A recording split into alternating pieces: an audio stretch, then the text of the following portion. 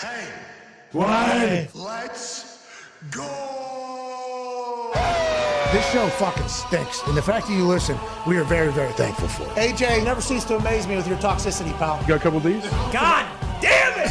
What the fuck are you doing? Fuck Boston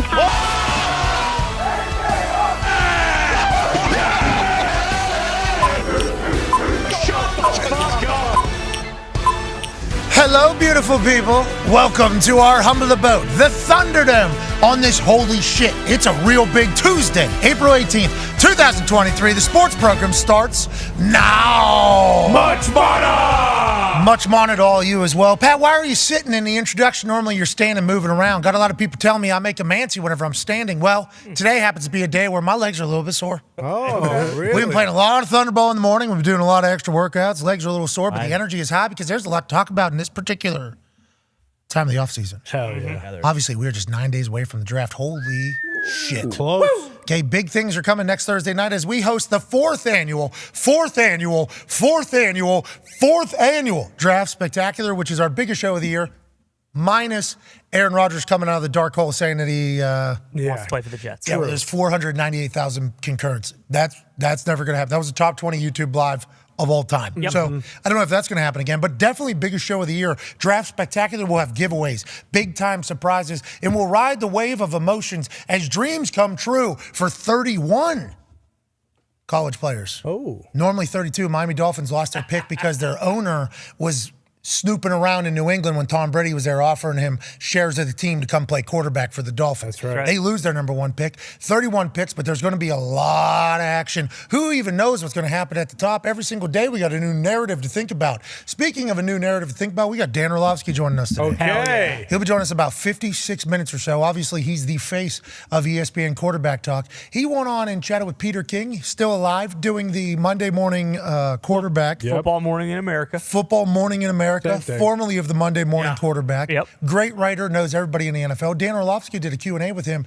listing out his top 5 quarterbacks. His second one coming in the draft class is certainly one we'll chat about. Here's Anthony Richardson over.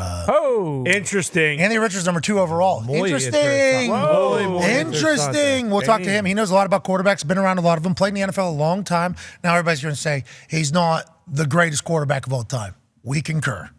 So does he. Yes. But he does know the NFL rather well, has been in there, and has watched the film. The motherfucker watches too much film. Yeah. He knows the game. He does. And speaking of knowing the game, joining us live on stage in the studio for yet another week in a row, we can't thank him enough, wearing an incredibly fresh prime Atlanta Falcons jersey, Adam Pac-Man Jones. You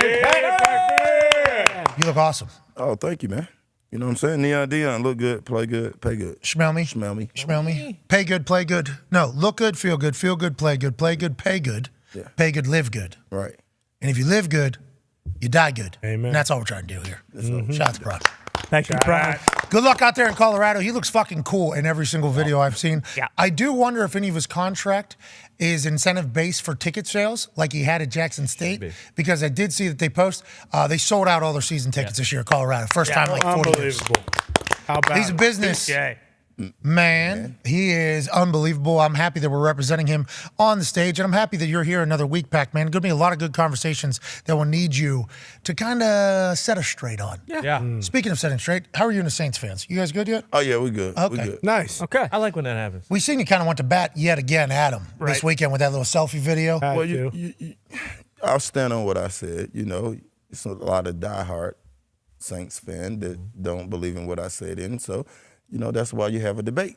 They got a lot of who dat, Yeah. you know, in their Twitter bios. I was seeing the people that you were going at back and forth with. You're never going to win that. USA Today had an article about it. So anytime that starts happening, you got no fucking shot. That's the internet, but I do appreciate the fact that you can have that take and people actually take it serious, because if we start saying that stuff, nobody takes us serious. Nope. Never. Speaking of taking nobody serious, the Talks Table's here at Boston Connor, at Ty Schmidt. Not talking about you two. I'm talking about how you guys view the rest of the world. Sure. Speaking of at Boston Connor treating nobody with respect. That's right. The only only people you really like are potentially people from Boston. The Bruins, massive win last night without the captain.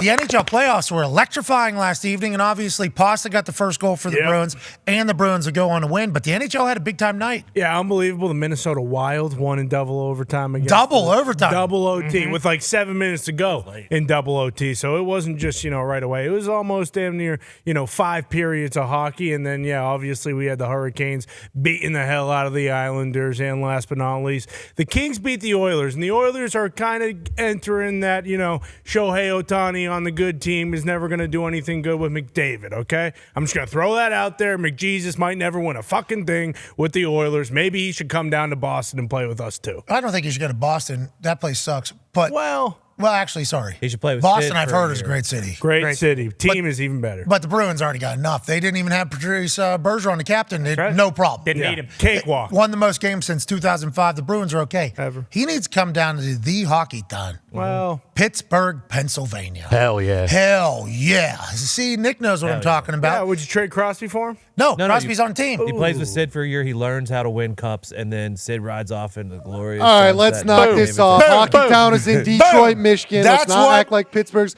even Where's that? close. That's what hockey is, though. Hockey is a place that used to be played in Detroit. Now it's played in every other city that has a team, and certainly in Pittsburgh, Pennsylvania, with the longest playoff series run in the history of sport over the last 15 years. Since 2005. Former playoff run. Potentially ever. We're rebuilding. Anyways, that fucking guy does need to go to a good team. Connor McDavid, for those that don't know hockey, I understand, because you probably came from a city that didn't have a hockey team. There's a lot of those. Hockey is a great sport. It is watched by a lot of people, but nowhere near as many people that should watch hockey. Yes. Hockey playoffs are fucking awesome. Unbelievable. Flying around.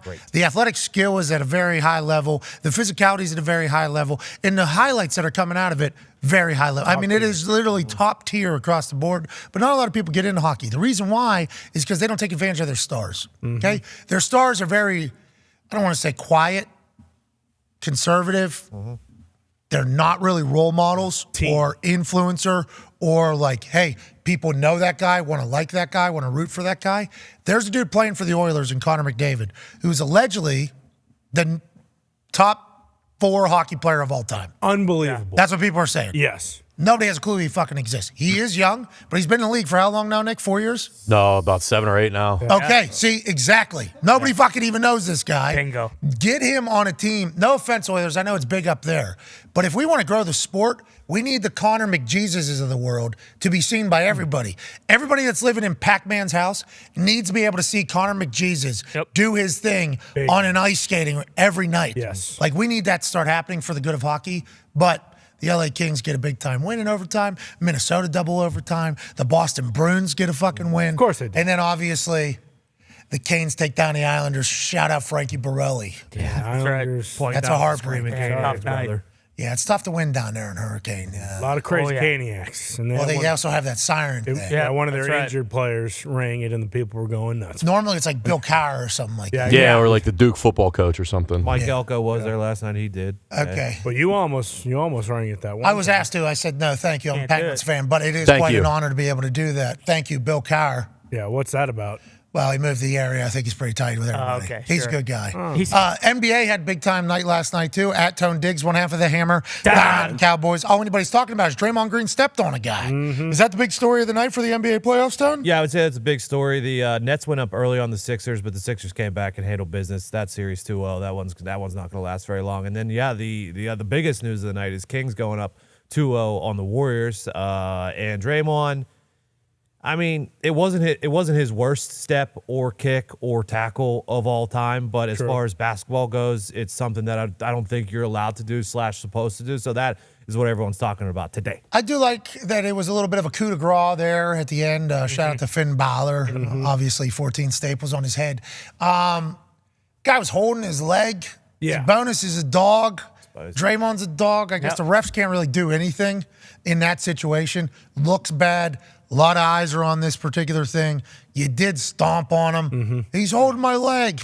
We got to kick you out. Like, that's one of those. Yeah. That's like when a guy in a deck hockey game takes his stick, slaps a guy that's in the crowd right in the face, Yep. and then thinks, it's like, yo, we kind of have to kick you out for that. That's what I feel like they had to do for Draymond. Fuck all that. I like that he talks shit afterwards, and that's who Draymond is. Let's talk about some stats, Pack. Here we go. Since the 7-game series has started for the NBA playoffs, teams that go up 2-0 have won 92% of the series. Wow. The Sacramento Kings, I know that place was rowdy last night. That city has been upside down because of the Kings' success. If they go on to knock out Golden State, we're talking about Rudy type stuff. Oh, yeah. We're talking about underdog stories that are fantastic. And on the other side, 2-0 as well. There are going to be a couple quick sweeps here early in the NBA playoffs. And what do you think about Golden State potentially not making it back? First of all, Golden State haven't played defense now one of these games. The Kings have came out and played unbelievable defense and have scored at will.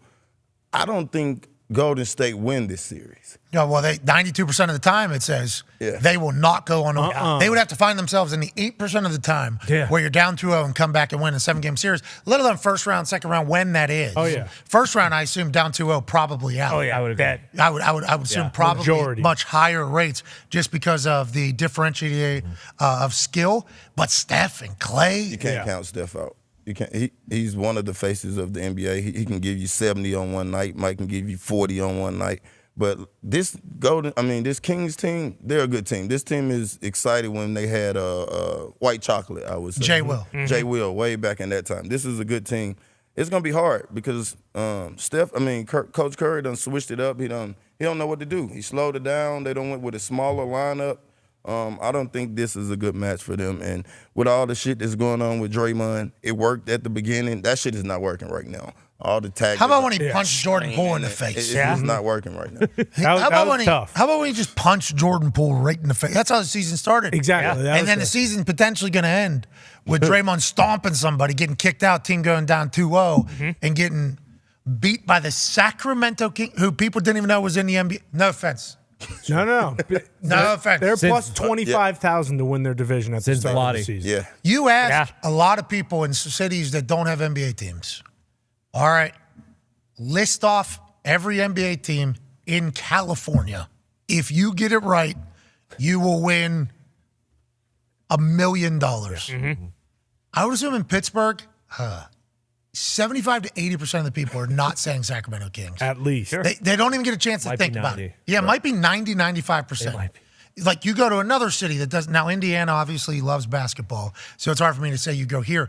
But you go to any city that doesn't have an NBA team. Ohio. You go to Ohio. Yeah, Cincy. Go to any part of Ohio. Yeah. Go to any part of Ohio. Even maybe people in Cleveland, since, the Cavaliers I've heard are even better. But even there, because it's a football state. Right. You go, hey, name all the teams in California. They go, well, starting in LA. You got the Lakers. You got the Clippers. Oh, you try to give me a Golden State. Yeah, Golden State's up there. Golden State Forgot about is them. also there. And San Diego, they don't have a team anymore, right? No.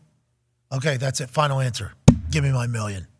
And be like, Sacramento Kings. Yeah. They're still in. That would be the reaction. I thought they were expansion. Didn't they go to Oklahoma City? Yeah, weren't they the team that went to San Antonio? Like, that's how people would think. Yeah. Now they're about to beat fucking Steph Curry. Clay Thompson couldn't make a shot. No. There was a couple moments where the ball goes to Clay Thompson, and it's like, hey, it's the playoffs, Clay. And like, okay, this is what Clay does. And it was not a make. Feels like in the past, those balls are going in. Yep. Yeah. Have they lost their sauce? Let me give you a stat. Have they lost their way over there? You're talking about stats, okay? Love them. Warriors this year. They were on the road for the first 2 games. They are 11-31 on the road this year. They are 33-8 at home. So if anything is good for them, they got these next 2 games at home. They are going to eventually have to win 1 on the road, though, if they want to win this. That's because that pregame shot that Steph does goes in more at home than it does on the road because he has the spot on the stage. Yeah. You know what I mean? Like you go to a show or something, they got little X's on the stage. Nowhere to go. Okay, this is That's your happening mark. here. This is your mark. So at the Golden State House, Oracle, Yep. Steph has all his marks. Hey, this is a 55% throw high, big bounce, fall in. And when that ball falls, it's not just Steph. No. Klay Thompson feels that. Yeah, the crowd. Draymond Green says, you know what, instead of stomping on somebody tonight, I'll just kind of let it pass, and then I'll tackle him the next series, like I have actually done in the past. Like, just the vibes are so much better there. So maybe if they are able to get back home, they tie this thing up. It's 2-2-1-1-1. Is that what it is? Yep. I don't think so. What? Yeah, you just said they're not going to be able to get it. You don't think they'll be able to win 2 straight at home? We just heard some great stats saying they're 11-31 and 30 versus 33-8 at home. That is, I'd assume that's the wildest discrepancy of all time. So are they mentally weak? They just don't like sleeping in hotel beds? Their tummies hurt? What happened? Sounds like it. Does take Tummies bet out might there. hurt. Tummy hurts. You think our tummies hurt, Pack? I don't know. You know that at-home routine is a lot better than going on the road. Agreed, but they're professionals and they clearly suck on it. They can't figure it out. Can we get some 4-season pillows? I was on something this weekend.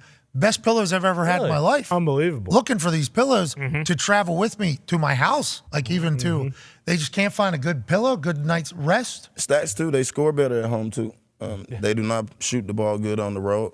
This is where they want to be. Yeah, Steph, best bro. bet is to take them to win the series. Whoa. Have to.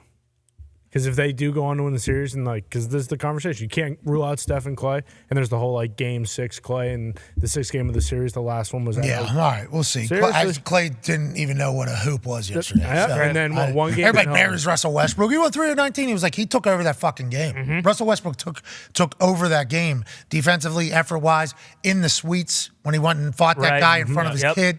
I mean, he took over that entire arena, even though he could not make a fucking bucket. It's like, yo, Clay, we need you to start. Steph too, I think, right? You want to see somebody that took over arena? Did y'all get to see Embiid? Embiid was he had 18 rebounds, 18 points. He had an unbelievable. How much game did you say they were down?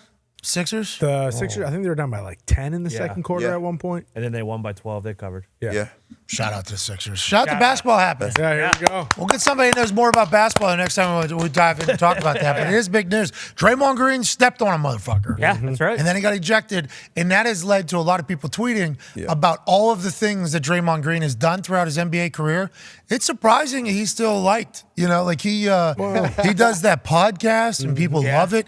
We assume this next one's going to be awesome. Yep. Created new media pretty much. Oh, yeah, new media. And hashtag new media. I forgot about that whole thing. Logan Swaim up for an Emmy as well. Obviously. Over and there. Forbes 30 under 30 or 40 under 40. Whatever it Boom. was. Shout out to Volume Network doing that. Hashtag new media creating it. The whole thought, though, that all those highlights or lowlights, I guess we'll call them, happen, and he's still very well respected, I think goes on to say how cool of a guy he probably is. For sure. But also, has to be a really cool guy to do all that type of stuff and still be liked by people. But also why he gets absolutely no benefit of the doubt from the refs. It's like, hey, dickhead, we've seen you do this a billion times. Like, you intentionally stepped on him. Now we got to throw you out of the game. He did a Hulk Hogan boot to the face. Yeah. As a guy was just trying to run a classic pick and roll.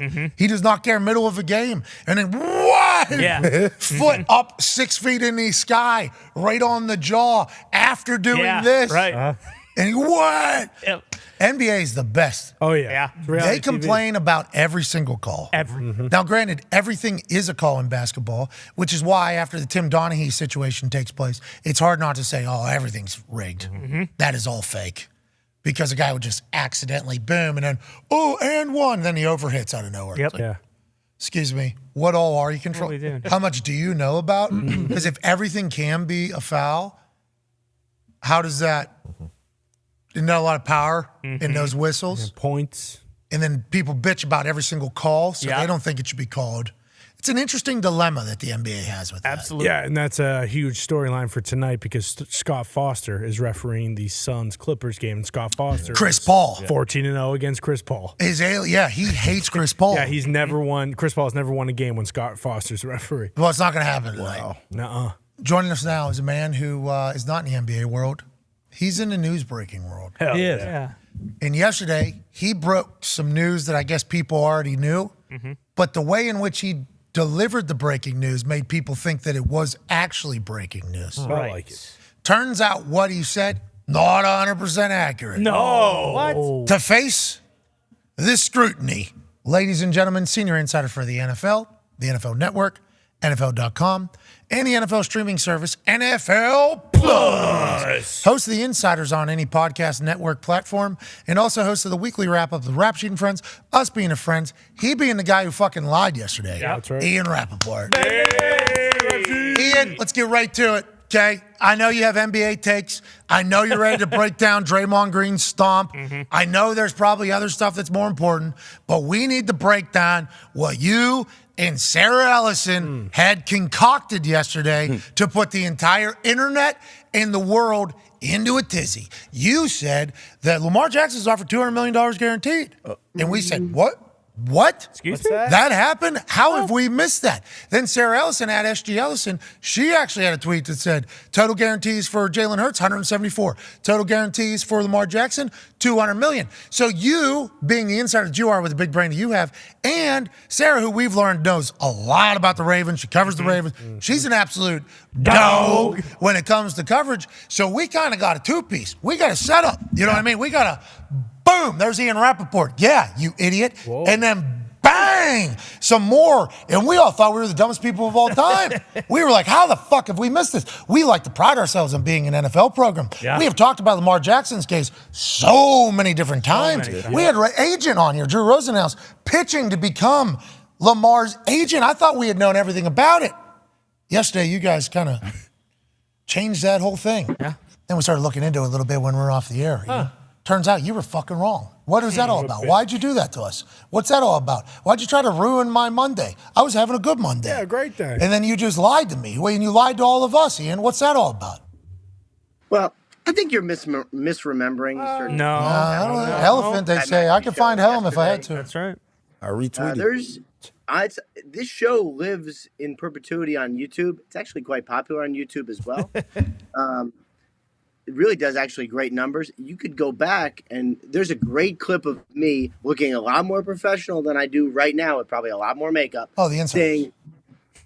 Well, that also lives on YouTube, by the way. Wow, fast. Filming it today. Of course. Man, you're wearing a T-shirt. Yeah. This is insider rap. Similar numbers, but not quite where you guys are, but pretty good numbers. You'll get there. Good show. You both lied, but go ahead. All three, I guess.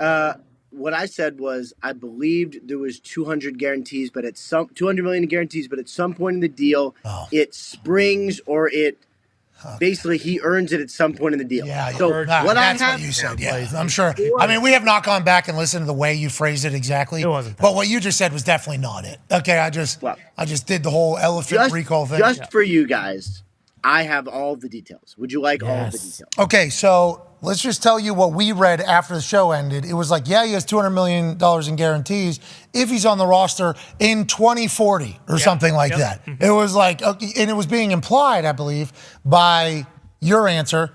We don't know exactly how you worded it, but we do know that the way we took it and the way every other person that was breaking news took it was like $200 million in that virtually guaranteed thing that is like next year, if he's on the roster, gets the team.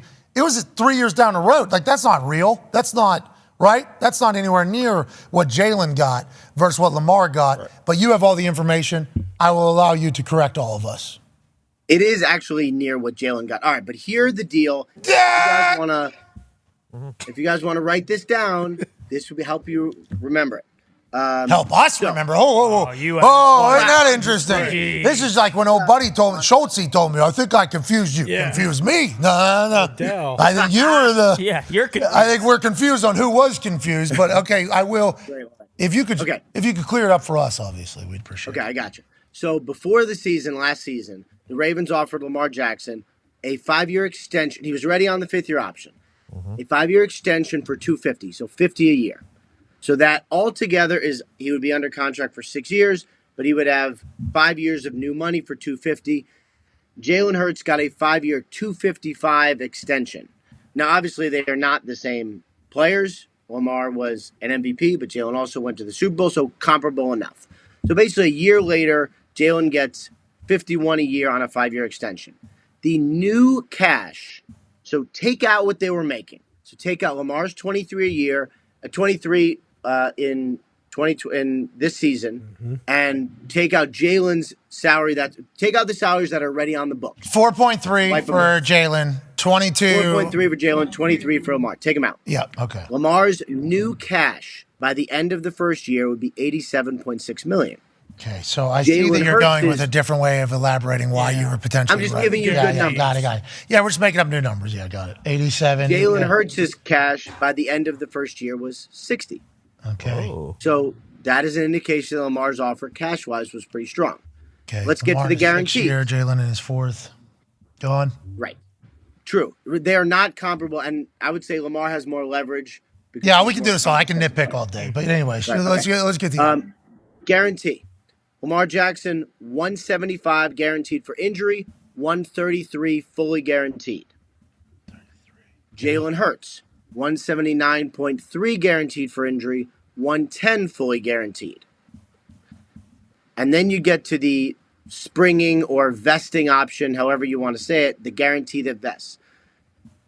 He gets an additional 25 guaranteed for injury in March of 2026. Jalen? For the 2020, no, just Lamar. Just Lamar. Okay. So 2026, Lamar. 2026. Okay, So that's essentially- 4 years. That's 3 Correct. years. Yes, It is the- three no, years. no, it's the 4th year. Yeah, it's the 4th year of his would-be extension. So he would get a guarantee. Basically, when his guarantees run out, he would get $25 million in guarantees. That is essentially all of it. No, what about So the 64 million to Jalen next year, right? Because it's 174 total. What you talking about? Cash or guarantee or what? So 110 is his only guarantee. What's his virtual guarantee? 179.3. Okay, so when's when's that Hurts other? his injury guarantee? So Lamar, Gotcha. 175. Jalen Hurts, 179.3 guaranteed for injury. Got it. So 110 is his only fully guarantee then. Right. 3 days into the next league year, there's no new bonus that's popping in? I haven't seen it, so I don't know if there's a vesting guarantee. That'd be one piece of the puzzle that's missing. Pretty big. And, these details will come out, but this is what I know right now to compare these two deals. So the 2026 was the reason why Lamar didn't like it, you think? Like why, what do we think? The What do we problem think with this here whole as I thing. look at tell me where, tell me where. I'm going through the same thing. I'm just being completely honest. What do you because think, Lamar Pat? does not have an agent, and his camp doesn't really, his camp is like him and his mom and maybe another person.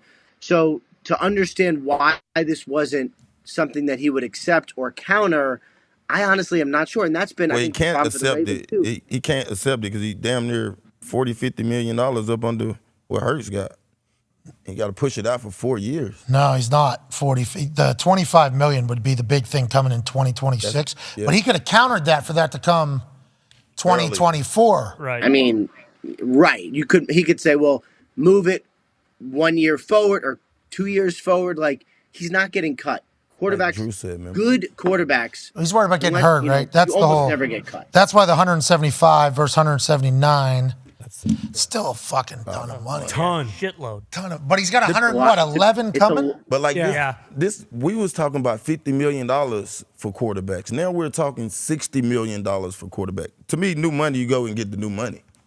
Yeah, the new cash there for Jalen at 60, and then But Lamar's is 87. $87 million. 0.6, yeah. Is this accurate? Feels like I'm going to get off this Yeah. call with you again, and then I'm going to have don't to think be so. like, guys, wrong again. Shitstorm on the Nope. internet. You're not saying that. So it's only 25 million in 2026? Because I thought that number was going to be a lot bigger, like 60-some million. That's I thought that's what that was going to be. that's the reporting. That's Well, why, that that's how makes- they can report the 200 because of that 25 because they assume he's going to be on the roster that year because they paid him all this money and he's their franchise quarterback. So the 175 is the injury. What does that mean? He has to get hurt to get the 175, or what's that mean? It basically means if he gets injured and can't play, and then they would cut him, he gets the money no matter what. Oh, is that like a Lloyd's? Oh, so if they just cut him because he gets injured, so who decides that? Because that's another, what, 42 million? If he can't pass a physical, like there have been players who, I wish I could remember one. There have been players who've been cut and have 20 million guaranteed for injury, and then just get all of it. Brown. That's how you protect yourself. We had the receiver, Brown, with the Bengals. He got hurt first day of camp, never played a down, got all 20 million. Did that happen to Albert Haynesworth? Antonio too? Brown. Antonio Brown? Yeah, who played with us in Cincinnati. He was a wide receiver. I forget where he came from. AB, huh? This is Antonio Brown? Not Is the AB? AB. Yeah, I know. But does he know about this other Antonio Brown? He's from Florida. I can't think what other team he played for. But this has happened for a long time, you're saying? Yes. And this is how players, it's not a great situation, but this is a win for players. This is how you protect yourself. If you get injured, you can't play, you get money. Because if you can't play, that's the money you're going to get. If you can play, another deal's coming. Right. Yeah. So then there's more money on the way. Jeez Louise, dudes. All right. Shit show. What's going on? Is that wrong? Are you wrong? Are you 100% right with that? Right. But this is the problem. Good This is the source, problem you're saying. because- You're saying good source, good sourcing. Very, very good source. And, Jalen's deal, I think, is a really, really good deal. He's the highest paid player in NFL history. That is a really good deal. Lamar's deal, obviously it wasn't perfect because he didn't accept it, but there's a lot to like. And I think him sort of not countering is probably the thing that's most frustrating. Like, they can't get him to be like, here's what I really want.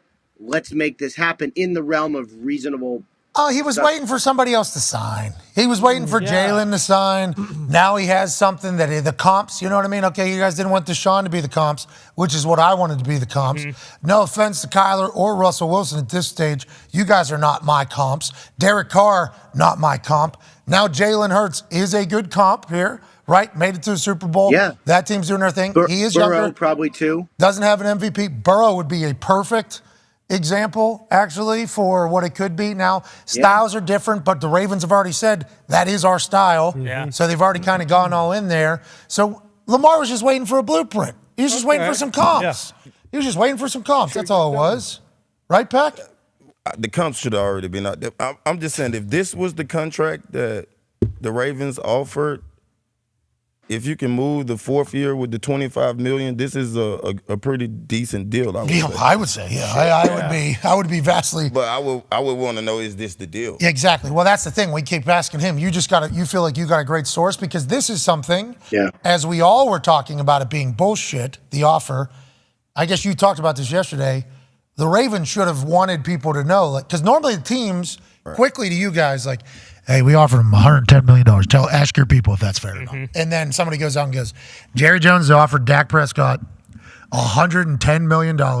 He's fresh off of the worst injury of all time. He's trying his best, Cowboys fans. So the Cowboys fans go, Jerry's trying his fucking Jerry, $110 million, the guy didn't even play. Normally teams are like very adamant, like, hey, how can we spin this as like we're the good guys, not the player? That's a huge part of this whole thing. And I feel like we've had it wrong this whole time, if that is the case. And that's why when you said it yesterday, it's like big news around the internet. Like, hey, this is the actual breakdown of it. You would have thought the Ravens would have wanted people to know this. That they offered somewhere at least close to what they that he just got. What Jalen just got offered, which everybody's saying is good. It's like, hey, we offered that. And while we were all kind of wrong, why didn't you fix it, Ian? Did you just find this out? Did you text him? How'd this whole thing go? Why didn't you fix it, Ian? Come on. Why did you fix us, Ian? Why didn't you fix us, dude? Good question. Good question. As soon as Jalen got done, report the numbers, tweet a bunch of times. Probably too much, but whatever. No, that's what Twitter is. You're supposed to tweet. It's Twitter. People like, you tweet too much. Okay, you're blocked. See ya. I don't tweet anything. I don't tweet anymore ever. Okay? See you later. It's Twitter, bro. Okay? Get off Twitter if you don't want to see tweets. Anyways, go ahead, Ian. We're on the same page there. Yeah. Fuck this. My first question was like, okay, well, how similar is this to Lamar? And, like I was saying yesterday, some of this stuff I knew, but probably not, definitely not all of it. And so it's interesting to compare side by side. Jalen's deal, really good. Lamar's deal, also really good. Now, if he's doing what you said, which is just waiting for these other deals to get done, waiting for the landscape to define itself and reset, and then is going to come in higher, I say that's awesome. Do that. Come up with a deal that you like, make more than probably most of them, and then we're done here. I just don't know if that's the case. Well, he's not going to make more than most of them. He's not going to make nowhere near what Burrow's getting. You don't think so? He's not going to make nowhere near what... You talking about Lamar or Jalen? Lamar. Lamar's not going to make what Burrow's finna get. He ain't the same type of caliber. That's interesting. Rap, what's that sound all about? What are you making that sound for? I don't... If I'm Lamar, I don't know who's going first. And remember, just the mechanics of Lamar's deal, if he's going to get a new deal because he's on the franchise tag, it has to be before July 17th. So if Burrow signs on July 18th, Lamar can't go over him because but he has the Jalen deal right now. Right. Correct. And this is like, you know what I mean? Yeah. Now, granted, and that's helpful. Now, granted, the Eagles, right? A.J. Brown, Devontae Smith, Goddard, they have invested in that team around him. So Lamar still has a little leverage there. Like, hey, you guys really haven't. Odell just got here. Thank you. You know, like. About time. We're in year 6 now. Thank you for doing this. So that's a little leverage too, like percentage of worth to offense. Like you can spin that in a conversation and do what you got to do. Same thing with the Bengals. I mean, Joe Burrow, obviously a fucking dog. Missed a good portion of his first year. Has Jamar, T, the whole team around him. Super nice cat. But he's a fucking killer. I mean, Joe Burrow is an absolute killer. They will pay him whatever they can. I think that number is going to be, hey, this is the max number that we can afford, get to. I think that's what the Joe Burrow deal is going to be with the Bengals. Am I wrong in that? No, you're definitely right. I think that's going to be the case. Like, what is the percentage? Yeah, I mean, and like, as soon, I mean, it's like they've known forever that Burrow's a franchise quarterback. I mean, he is all of the thing. Anything you could say good about a quarterback, he is all of it. And the Bengals have known, so like they are preparing for this. I'm sure the number is going to be large. I'm sure he's going to be the highest paid, and he's going to deserve it, and probably more. He's cerebral. What? He's cool. What? He's accurate. What? He's smart. What? Super handsome. Charming. Funny. All right, we got a couple more questions for you. Is that okay on this unscheduled? Yeah, go ahead. We're good. I do like the fact that you said, because I gave you a heads up that we were basically going to tell you you're wrong. And you said, I'm not wrong. I'm not. I mean, I kind of omitted the 2026 information. Right. But that's only $25 million. Yeah. Like, everybody's thinking this is like 60-some million, which is what my thought was. My thought was like, it's 60-some million dollars down in 2026. 25, you can counter and move that fucker. You can even split that 12 and a half, 12 and a half. You can even, you know what I mean? You can move that back 2 years, split it 12 and a half, 12 and a half. Let's get that done. Now we got a comp. Now we got a real comp. Yeah. We feel like the market is settled. It sucks he's not getting a Deshaun Watson deal, but the fucking Browns have sucked for a long time. Yeah. So they were pretty desperate. Yeah. They did what Jimmy Haslam has done over the long course, which is just fuck it and then go for it. That is kind of what he has done. I hope this gets a deal done for the mark. Congrats to Jalen. Connor has a question for you. Yeah, Rap Sheet, the Cardinals and Bidwell, there's a lot of information coming out, and it's kind of hard to decipher what the hell is going on. Is this as serious as, say, the Commanders and Snyder, and do you think this is kind of a situation that might explode in the Cardinals' face? I do not know enough to answer that question, and I don't know when I will. Like, I've seen the allegations very serious from Terry McDonough, and he's come back and he texted a local radio host basically saying Michael Bidwell's tenure is going to be over. I don't know that that's the case. I know that there's been a lot of allegations that are being looked into, and somebody needs to figure out if they are real. And then if they are, So what real, happened? What Hey, so what happened? This guy was there for a long time. He was vice president. He gets fired. He's pissed. Fuck everybody.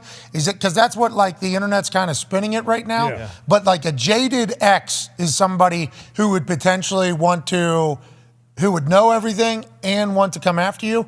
Is that what this is? Because I did read that text message to the first ever daily sports podcast. That's right. I believe was the name of the title. I believe was which shout out to the OG. Hey, we appreciate you. We've been in there. That text message though. is that true? The first ever podcast. Must be. That's what the Twitter bio said. So I believe it. In 2009, I think started. Congrats to that guy. That's pretty Yeah, it could shout be. out. Yeah. Shout out. I forget the name. We should be able to find it right now. Yeah, Doug Franz, Unplugged Doug. Here's an excerpt of a text conversation with ex-Arizona Cardinals. What is that? Because I thought he was a vice president. Is he assistant GM? Is that what he was? Yeah, I guess. Yeah. Terry McDonough's situation go through NFL arbitration. The top is TM Terry McDonough saying what he thinks Michael Bidwell's thoughts were when writing the response. I don't know what that means, but like some interesting stuff was said in that text message to Doug Franz. And I don't know if Terry McDonough was talking about Terry McDonough or if he was talking about Bidwell, because we don't really know anything, and it's not really said anything. And then there was a cheating excerpt where it's like he was using a phone to call Steve Evans. It's like nobody gives a fuck about that. Yeah. Like he might get fined for that for cheating, and it's like the owners might be like, hey, you can't do that. Here's $1 million fine or a 6th round draft pick or a 5th round draft pick penalty. We can't have this be a normal thing when people get suspended. But have we heard anything else from this? And how did we get here, you think? There are some allegations about the way Michael Bidwell treated people, which did not sound great. I have not seen them corroborated. I'm sure that there are some there's a lot of good reporters out there, a lot of good investigative reporters. I'm sure that someone is digging into the Cardinals situation, and there either will be corroborating evidence to show that all of this was the case or not. And I don't know which. I mean, it is Terry McDonough is obviously very upset. He was a high-ranking executive who seemed to be on the path toward being a general manager, had general manager interviews, I believe, and then moved to, I think, Charlotte or like the Charlotte area, kind of became a consultant, and then eventually his contract ran out and wasn't renewed.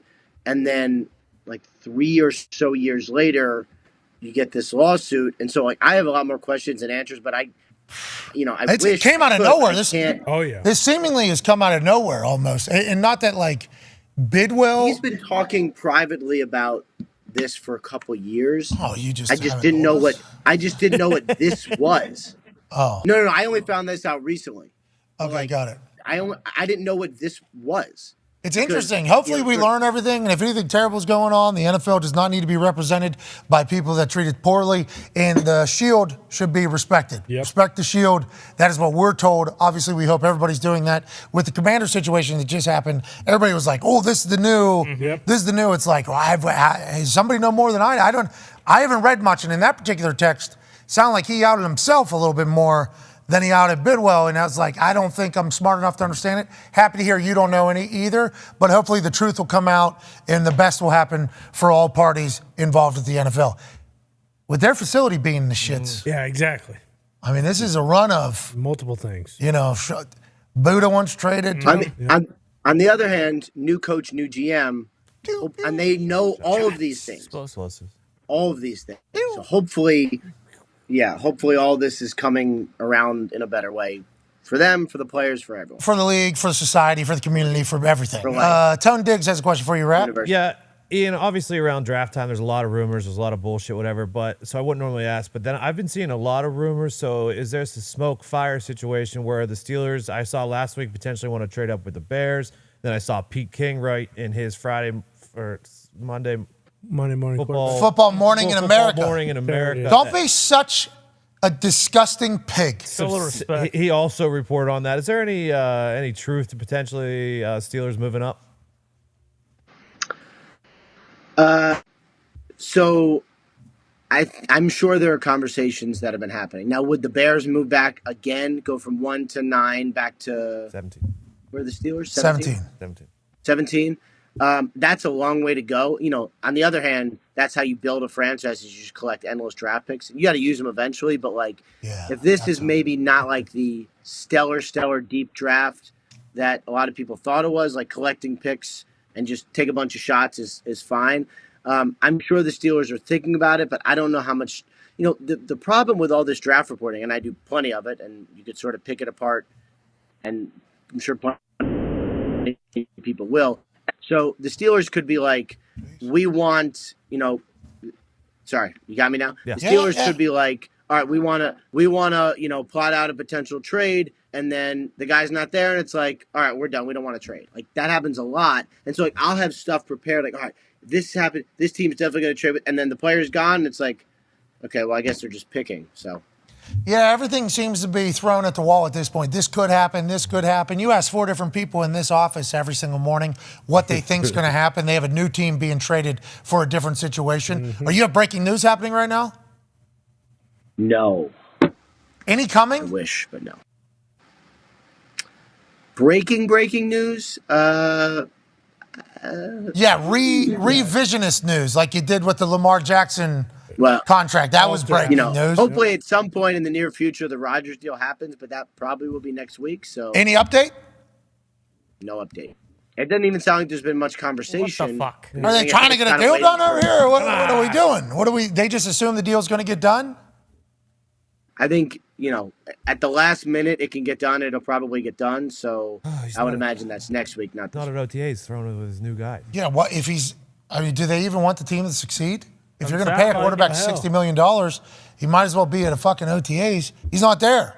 You know why? I mean, he's not a big OTA guy anyway. Well, it might have been different. We don't know. I mean, especially whenever the president of the team is like, well, if what we want to happen doesn't happen, I guess we'll let the guy we're giving $60 million back around. Yeah.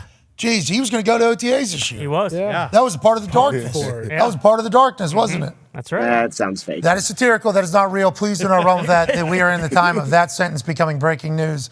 I don't know shit about fuck. Pac-Man has the last question for you here, Rap. The general manager for the Texans have came out and said he's open and willing to seek trade for the number 2 pick. What does this mean to us as the people? Does this mean that the guy that he like is not going to be there? Does it mean that he is testing the waters? I just don't understand why come out in publicly and say it. Doesn't that rattle the fans or something? Good question. I was slightly surprised by this yesterday because I think most people believe the Texans are going to take a quarterback at 2, and then I know we discussed this before, but there's all these rumors like, well, maybe they just take a position player and they take a quarterback later. Still seems far-fetched to me, but that is kind of the rumor. And so, basically what the Texans did was kind of lean into the rumor and go, we'll accept all phone calls. Because what if now, would the Colts trade in the division? Would they and the Texans and Colts do a deal? Like, that seems hard to imagine. But maybe the Raiders or I have no idea. Someone in the Hey, I'm viewing that right? There's no way the Texans are going to trade with the Colts, right? For us to go get our franchise quarterback? I would be stunned. I would be very Schrag, who had the best mock last year. And then have to face him twice a year? Yeah. If he's a guy, Schrag's put it out there, but that's why I thought so we're getting a third quarterback because we all assumed that Houston was going to take a quarterback. Then you said we all kind of understand that they're going to take quarterback. That has kind of changed over the last week or so. Big time. It kind of has. What do you still think they're taking a QB though?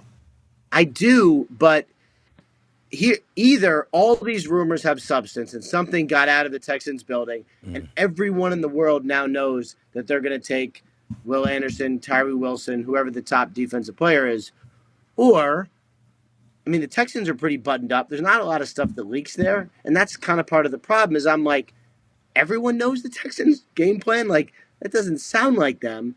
So maybe it's out on purpose, but then what's the actual maybe to make sure the Colts are cool, we can just sit here and we'll just wait for a quarterback and then one will be but this is why the draft is the greatest because one of those answers is true and I have no idea which. And that's why the draft's spectacular. Thursday, April 27th, live right here. YouTube.com/The Pat McAfee Show will be electrifying. We got big surprises, big guests. Ian will be doing his thing on the network. Ian, don't be tipping picks this year. No. Yeah, come on. No tipping picks. You probably couldn't even do it. Tipper. That's because you don't have the connections to be able to do it. But this year, we want everybody to agree, no tipping picks. No tipping. Yeah. Okay, deal? I'm anti-tipping.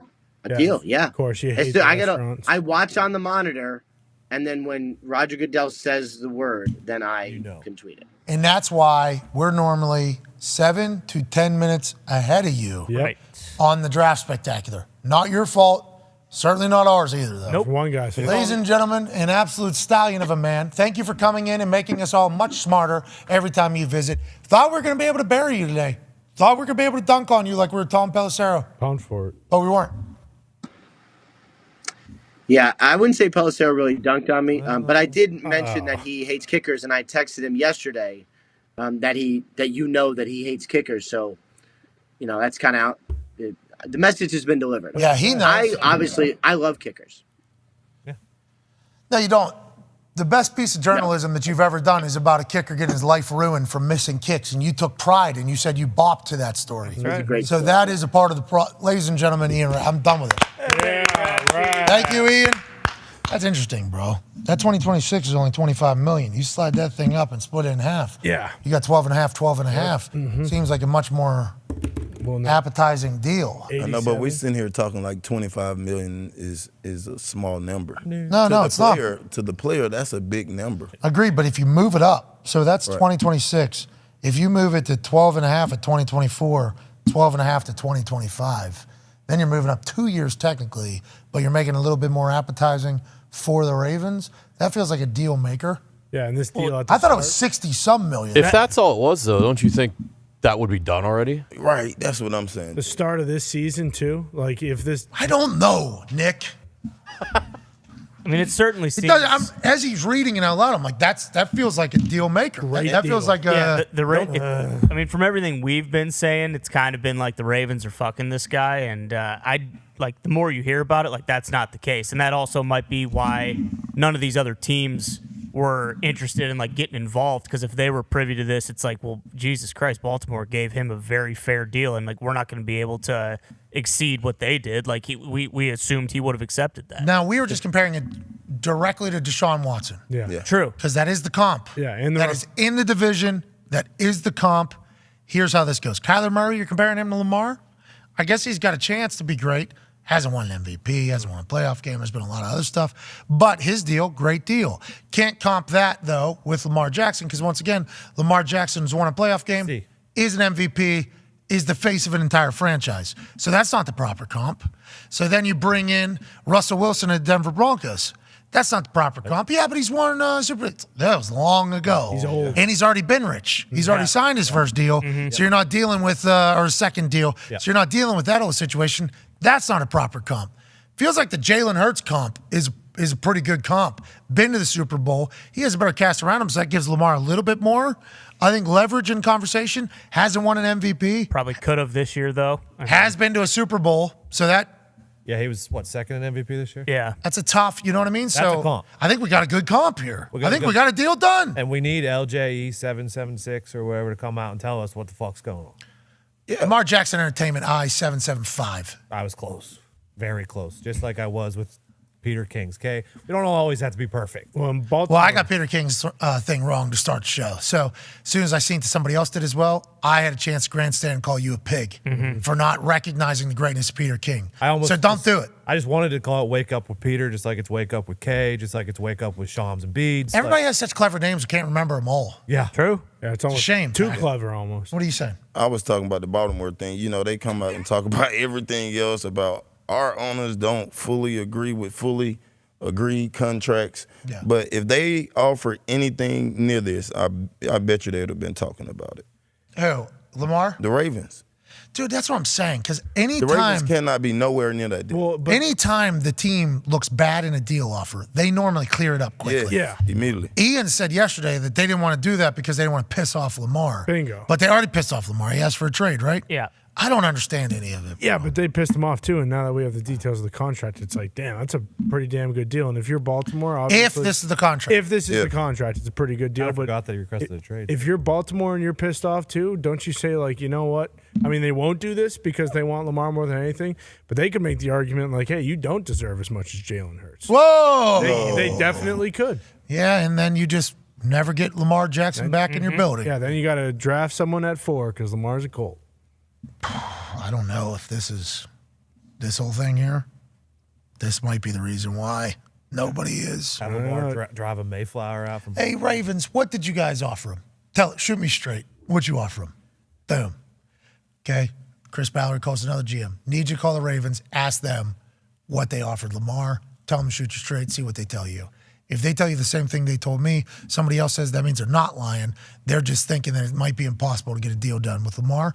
I don't know why the Colts haven't at least snooped around, but I also don't know why the Ravens haven't told us we've been kind of wrong with this whole thing. Yeah. And that was a moment yesterday where a lot of Baltimore Ravens fans were tweeting us, telling us that we're a bunch of doofuses. And I'd like to let them know that we are certainly doofuses. But if we feel a way about something, normally a lot of people feel that way because that's really the only information that we fucking had. Yeah. The Ravens have been getting kind of dunked on in this entire situation. And we've been saying, like, yo, pay this guy's fucking money. What are we even talking about? What a joke, 133 versus what Deshaun Watson got at fucking $231 million. That's an impossible thing. And they're like, whoa, 175. It's like, well, where's that money come from if he gets hurt? It's like, okay. Then there's another $25 million coming. When? 2026. That's a long way away. Yeah. We would move it. We'd think about moving it. We haven't had that conversation at all. I hope they get a deal done at the end of the day. Well, and that's what, like, it wasn't just us. Like, their entire fan base was saying the same thing. Like, fucking ready to show up with pitchforks, like, burn the place down because they thought they were lowballing Lamar. And all they would have had to say was, like, no, we actually offered him, like, a pretty solid, pretty fair deal, we thought, you know. Let's get to a break. We got Dan Orlovsky joining us in 5 minutes and AJ Hawk. Pat, go ahead, wrap up. Only thing I was going to say, any other team can offer Lamar a contract right now. So, obviously, it's not hot as he thought it was. Because if I'm just shooting out the team. Colts. If I'm the coach, boom, I seen what Hurts got. I might offer him 10, whatever the number it is to make it happy, but I'm right in that ballpark. Then Lamar can go back and take that to the Ravens, then you got some ground. But obviously no team has offered him up to what he think it is. We hope. We don't know, though. Have they even talked to any other? Right. Yeah, have they reached out to anybody? Have they said, hey, Well, would it be cool to be on your team, which is all agent stuff? Yeah. But the team can reach out to him. Like if you don't know the coach, hey, man, I just seen this deal right here. This is what we got. This is what we want. That'd be expecting a billionaire to do a lot. Yeah, But billionaires do like to win. Maybe one. We'll say, hey, we synced what Jalen got. We'll add $5 million onto that because you're a fucking MVP. Yeah. How about it? Yeah. Deal? Yes. Maybe. And the Ravens might say, you know what? Perfect. We'll match. Yeah, but remember, that whole thing. But he can't say. Everybody's just assuming that the Ravens can match. The Ravens also can be fucked out of not matching. Like Lamar could say, no, I'm not going here. Remember, that's a whole part of the, doesn't have to be 2 firsts either. Yeah. Could just be an actual trade. Yeah, I thought. Doesn't have to be like the franchise tag rules, which is franchise Colts or Ravens can match, and it must be 2 1s. Lombo said there's ways around that. Yeah. Where it's like, Yeah, he's leaving. Trade terms wise, yeah, but I thought if the Ravens were to match, he has to take the deal. No, because I think Lombo came out and said that ain't. You can negotiate around that pretty much. Well, and I thought Lombo said, or I forget who it was, maybe it wasn't Lombo, that no matter what, he's going to end up a Raven because if someone else offers him a deal, he's going to take the Ravens are going to. No, because he said that you can get around that. Just like the compensation is allegedly 2 1s. Yeah, trade-wise. And they can match it. Yeah, that's like the rules of the non-exclusive, non-exclusive franchise tag. If you want to get them, you have to give up 2 1s to get in the conversation. Then the Ravens can match, allegedly. Yeah. Lombo said, that's not real. That's not real. Yeah, He one said it and would a take 3. a first to get Lamar. He's like, you give him a 1 first. You get him to That's sign it. tender, then he's just gone contract. You can more negotiate a trade, is basically what he said. It's just like any other trade possible, is what Lombo said originally. Now, was he wrong? We don't know, because we just found out that $200 million fucking dollars was on the table for Lamar Jackson. Yeah. We'll be back in 3 to 4 minutes with AJ Hawk and Dahn Orlovsky. Should be an incredible conversation. Be your friend, tell a friend, take 5.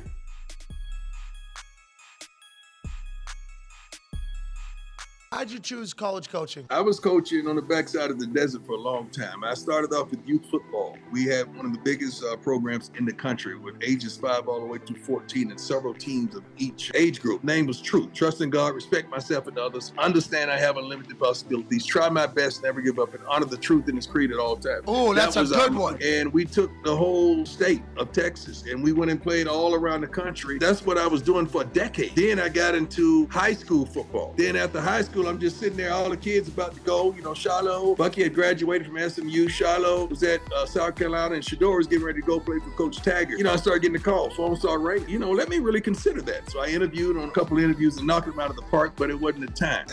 And I accepted the Jackson State challenge, a tremendous challenge, because I'd never been to Jackson. I'm like, HBCU, I don't really know a lot about it. Let me do my homework. And I accepted the challenge. Then Shador said, you know what, Daddy, I'm riding with you. And Shiloh like, Daddy, I'm riding with you. So now I got both my sons there and the mother son doing all those social media. And it just became a wonderful thing. And being able to grab those guys, what the Bible says, you ride in that staff, they comfort me. Without the guys around you, you're not going to be comforted. So I learned to put some pretty good guys around me, just like when I returned punt. If I didn't have 10 dogs in front of me blocking their butts off, I wasn't going to be prime. So I've learned to always keep some dogs around me to make sure I could go do what I'm blessed to do. And that's the formula of coaching, man. Just having some good coaches around you and we're not friends of the kids. Everybody talks about these kids are different. The kids ain't no different. Their coaches have changed. Kids ain't no different. They the same old kids. Coaches have changed. Quit pacifying these kids and they want discipline, man. They want structure. They want to be told what to do and where to go and how to do it. Colorado was the biggest job, biggest offer? Why? No. Colorado was the best job and the perfect job for me because of Rick George, because of the AD, because of his spirit and what he spoke to me. He touched me, man. I was offered more money, of course, but money don't move me. Connectivity and the spirit and being in the right place and doing the right thing, that's what moves me and motivates me. If money was it, shoot, I'd have lost this a long time. You don't come to work because of the money. You come to work because you love doing what you're doing, and the money seems to follow you. That's been my formula. I've sat in all three seats. I've been the kid on the couch. I've been the parent right next to the kid on the couch. Now I'm on the other side and the coach that you're talking to. So it's not nothing that I don't understand about this process. You want it prime, that's what you're going to get. I don't know how to dress it up and flip it no other way. I got to be me. I got to be me unapologetically. I'm going to be me. Hey, we have issues with that with some companies because of that. I assume you've run into that case as well. Yeah. I'm right back out of there. They should have Googled me, did your homework, and asked a few questions because I'm going to be me. Please welcome from West Virginia University, 2014 Colts Man of the Year and two-time Pro Bowler. Do we have a 7-second delay? He's Man of America, not Man of the Year. He's Man of America. Hello, Nashville. I'm not going to say a single word about the Tennessee Titans record against the Indianapolis Colts because I was a punter, and there's no reason for me to talk about that. With that being said, we did not punt much against the Tennessee Titans, so you probably have no clue who I am to begin. 2 years ago, when I retired from the Colts, I retired alongside two greats, Robert Mathis and Joe Wrights. A couple months later, I watched the draft. Robert Mathis announced the pick, Joe Wrights announced the pick, and then an orangutan announced the fourth-round draft pick. I was replaced by a zoo animal. I was not upset about it because the orangutan was terrible at his job. With that being said, the Indianapolis Colts are the hottest team, not only in the AFC South, but the entire NFL. A young nucleus surrounding the Stanford nerd, Andrew Luck. 2 All-Pros were drafted last year, 10 this year, and with the 89th pick of the 2019 NFL Draft, the Indianapolis Colts, Jim Irsay and Chris Ballard select future Hall of Famer, linebacker from Stanford, Bobby Okereke. Pat McAfee, everybody. Nicely done, Pat. I mean, that's 10 out of 10 right there. Fake Dungy loves it.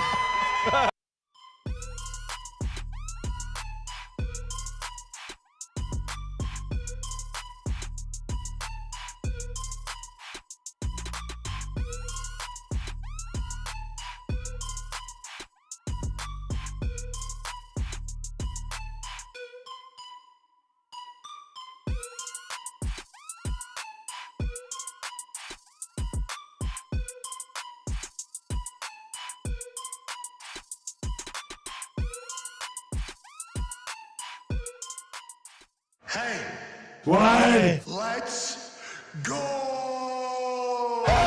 This show fucking stinks. And the fact that you listen, we are very, very thankful for it. AJ, never cease to amaze me with your toxicity, pal. You got a couple of these? God damn it! What the fuck are you doing? Boston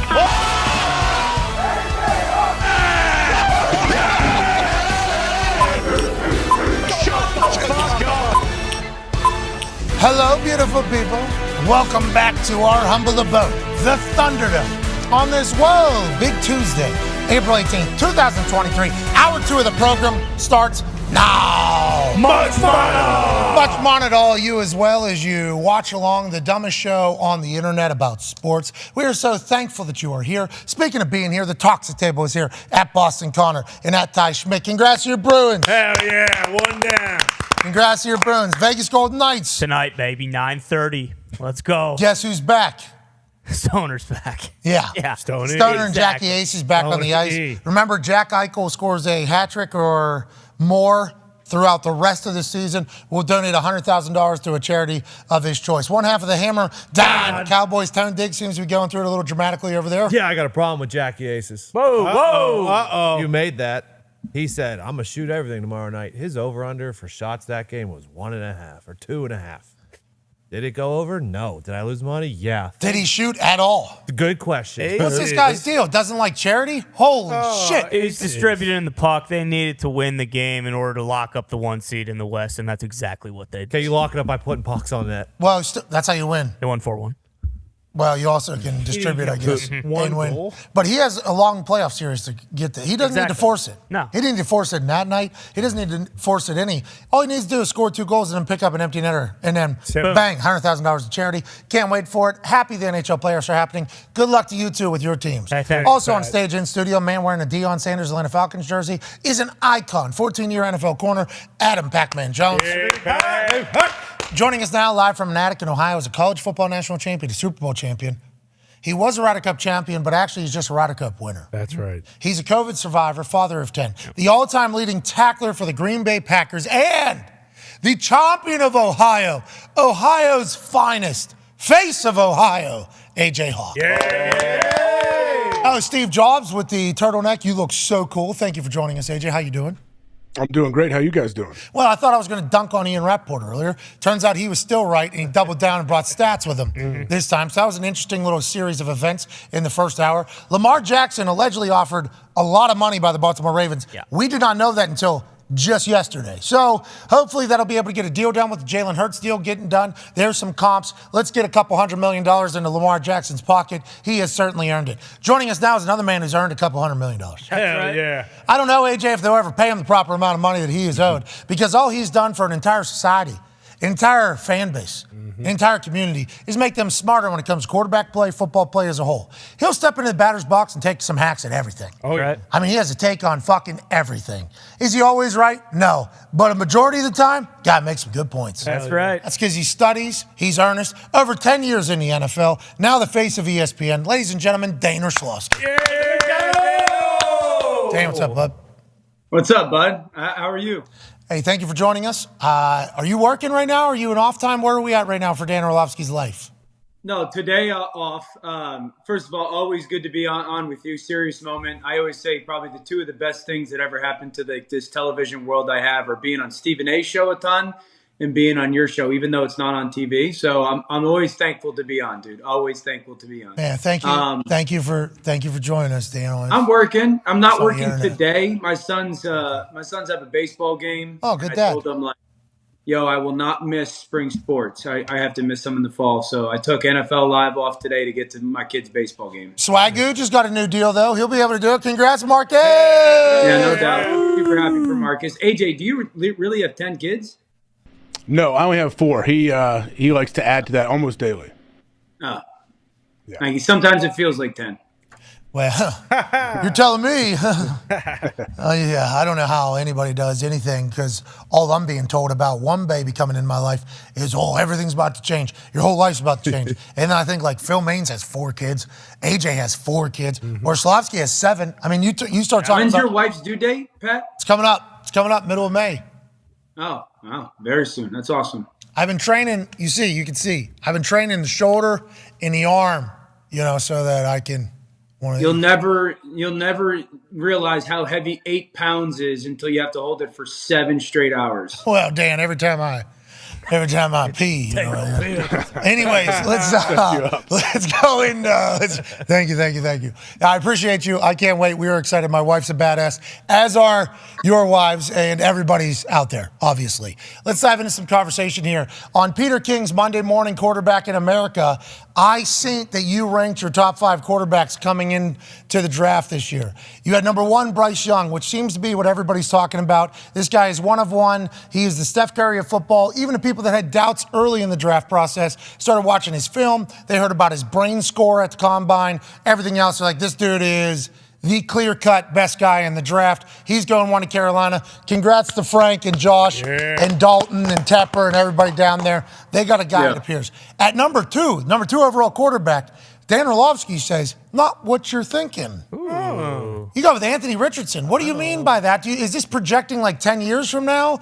Who's going to be the best quarterback in the NFL? Is it at this exact moment if you have to play next year? What are your thoughts behind that? Because obviously the C.J. Stroud folks are going to say, what are we talking about? The guy played in the Big Ten against Georgia. Look what he did. Look at all these games. C.J. Stroud throws a beautiful ball. How are we putting Anthony Richardson over top of him? What would you say to that? I'm excited to hear your thoughts. Yeah, putting Anthony at 2 is a little bit of a flop for me, or a flip to what kind of the initial ranking or thought that I had about a month ago. CJ was 2, Anthony was 3, and Will was 4, and then I've switched 2 and 3.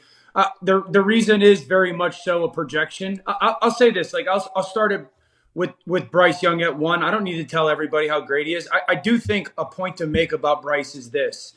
Everyone talks about the size concerns.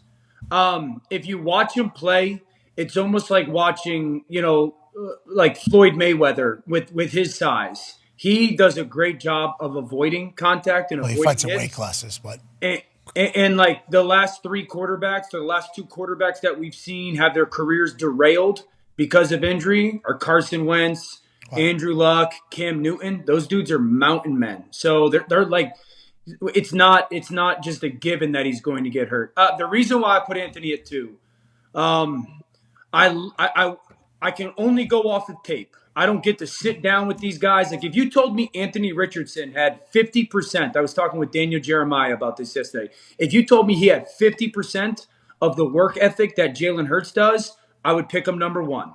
You are banking on the physical traits that are incredibly unique, that we just don't get the combination in the NFL of that big, that athletic, and that natural of a thrower. You usually can find guys that are like 2 out of 3. Now, by all reports, you hear that he's very intelligent and has a really good work ethic. Again, I don't get to sit with these guys and figure that out myself. But because of the physical talent that he has and the I guess the reports or the rumors or the stories that you hear of how smart he is and how hard he works, that's why I put him at 2 and CJ sits at 3. With old Steichen being the offense coordinator here in Indianapolis, with what he was able to do with Jalen Hurts just a few moments ago, and obviously Jalen, to your point, work ethic, leadership, everything about him exudes NFL superstar. That's why he just got the deal that he got, and the Eagles are lucky that they have him and they found him in the second round. But it's hard not to just be like, well, I think he's taller than Jalen. I think he's heavier than Jalen. Okay. I think he's faster than Jalen. And he seems like he can spin the ball. I mean, he's a more natural thrower. Seems like he can spin it. Sure. Although Jalen got really good at that.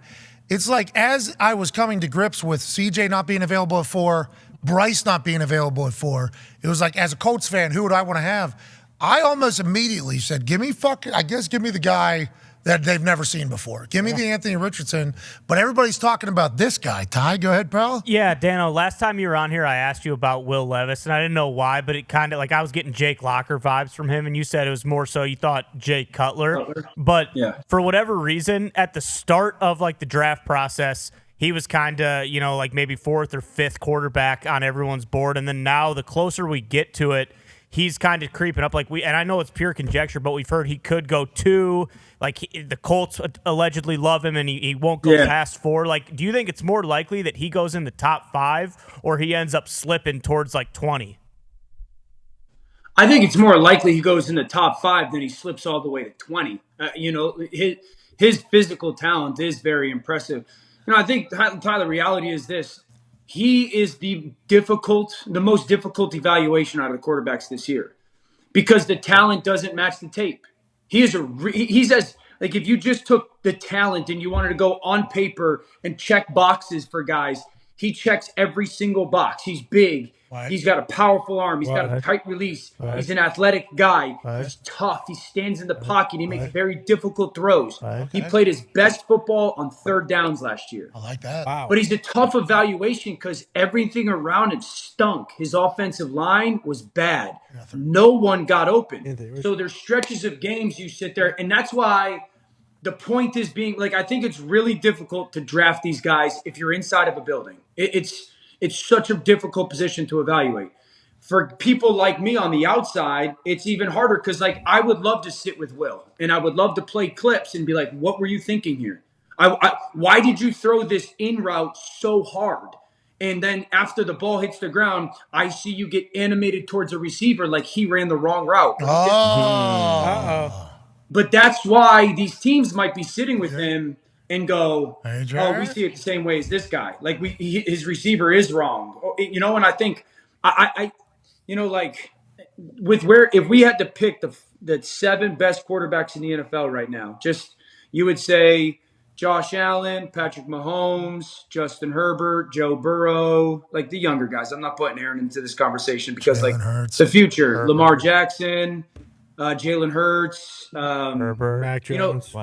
yeah, you would look at these guys and they're all physically talented. Like they're all really physically talented. I think Will's probably too physically talented to fall to 20. Okay, but like 15 maybe. I think what Ty was trying to say, like, you Near see him 20. potentially, because he's being projected like, hey, somebody's going to go up and get him. I don't know. I'm intrigued by it because what you said, I mean, I've seen some throws, though, out of him that are fucking great. Yeah. Then you see some other things that happen. It's like, well, I don't want that guy. But I think some of his decision-making, Pat, like, I think some of his – because the big knock on him that everyone has said is you don't like his decision-making. I understand that, but, like, I think a lot of decision-making was circumstantial. Can he move? Oh, we're down. Can he move? Yeah, but he was hurt this year. Like, if you go back to 2021, he moved way better than he did in 2022. Here's my – no, because I see you getting, like, putting your head down. This is what I like. You have a really talented young player, right? He's 22 or 23 years old, and everyone says he's got a tremendous work ethic. So then why do we really think that a guy that's really talented and has a really good work ethic all of a sudden can't play? Like that his 2021 performance, there's this individual drop-off to 2022? Or are there variables like, hey man, they stunk on the offensive line. His offensive coordinator left. I would bet there's not a single skill position player on that offense that's going to play in the NFL, and he was hurt. Yeah, you're right. And he's jock, so you know he's a hard worker. Like he's very disciplined. You can tell that. He's very yoked up, so he works hard. It's not easy to get there. I'm cool with whoever, but it sounds like CJ Stroud might be available for, and that's okay with me as well. AJ has a question for you, Dano. Dan, how much do you put into these cognitive tests that these guys are taking, especially the quarterbacks, in these new tests? Have you gotten to take one yourself and evaluate them? No, I have not taken one myself. I've had some conversations with people who know a lot more about it than I do. It's interesting because you hear some of the scores and like it confuses you, to be honest with you, because you sit there and go, you have to it makes you check yourself a little bit. It starts to create doubt in what you're seeing on tape because you go, well, this player's tape is so impressive when it comes to the mental performance or the mental kind of necessities that are on display. And then the score comes out, or you hear about the score, and you're like, man, those two things don't match up. Am I not seeing it? Is it more because this player's system is so friendly, or because this player's surrounding cast is so dominant? That's why it looks the way it does? So I think at the end of the day, for me, AJ, like I hear about the scores, I hear about the tests. I think a lot of the testing has come from baseball in many regards. I think it's bigger in the MLB than it is in the NFL, and more teams in the NFL are adopting to it. Just Goldman and I think I just have to continue to trust my eyes when I watch tape and realize I'm on the outside. Just give me the Wonderlic and rock, paper, scissors. That's it. And then let me see what a guy's got. How'd you do on the Wonderlic? Pretty good? I scored a 36, I think, 36, 37. That's why I think I was in that area. Maybe 38. Pretty good, guys. Nice. Maybe 39, maybe. I know it wasn't 40. Around there, though. I think the thing, too, is I think this test, the new tests, I believe, measure in some ways like personality. I don't believe the Wonderlic did. I think that was more just like an intellect thing. Yeah, but also, what if somebody's giving a hilarious answer in their eyes? There's so many different ways. You have no idea what you're getting until the person gets there, which is why the draft is such a joke. Do you think there's an accurate way to figure out whether or not a guy's going to be a guy or a shitbird? I think you have a pretty good feel about guys like that.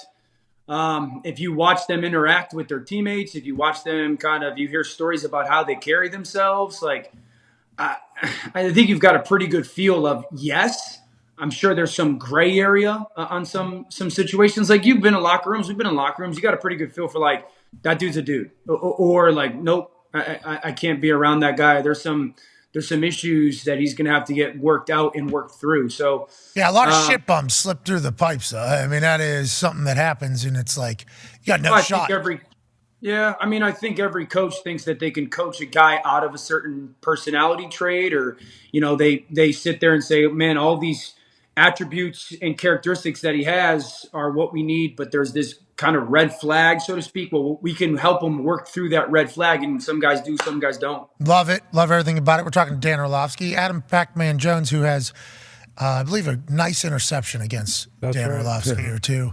I would like to ask old Dano a question. Go ahead. The long list. Long list. Hey, Dan, I really think, I don't think the quarterbacks are going back to back. I think the Houston Texans are going to pick a interior D lineman because in the past they've picked a lot of D linemen to change.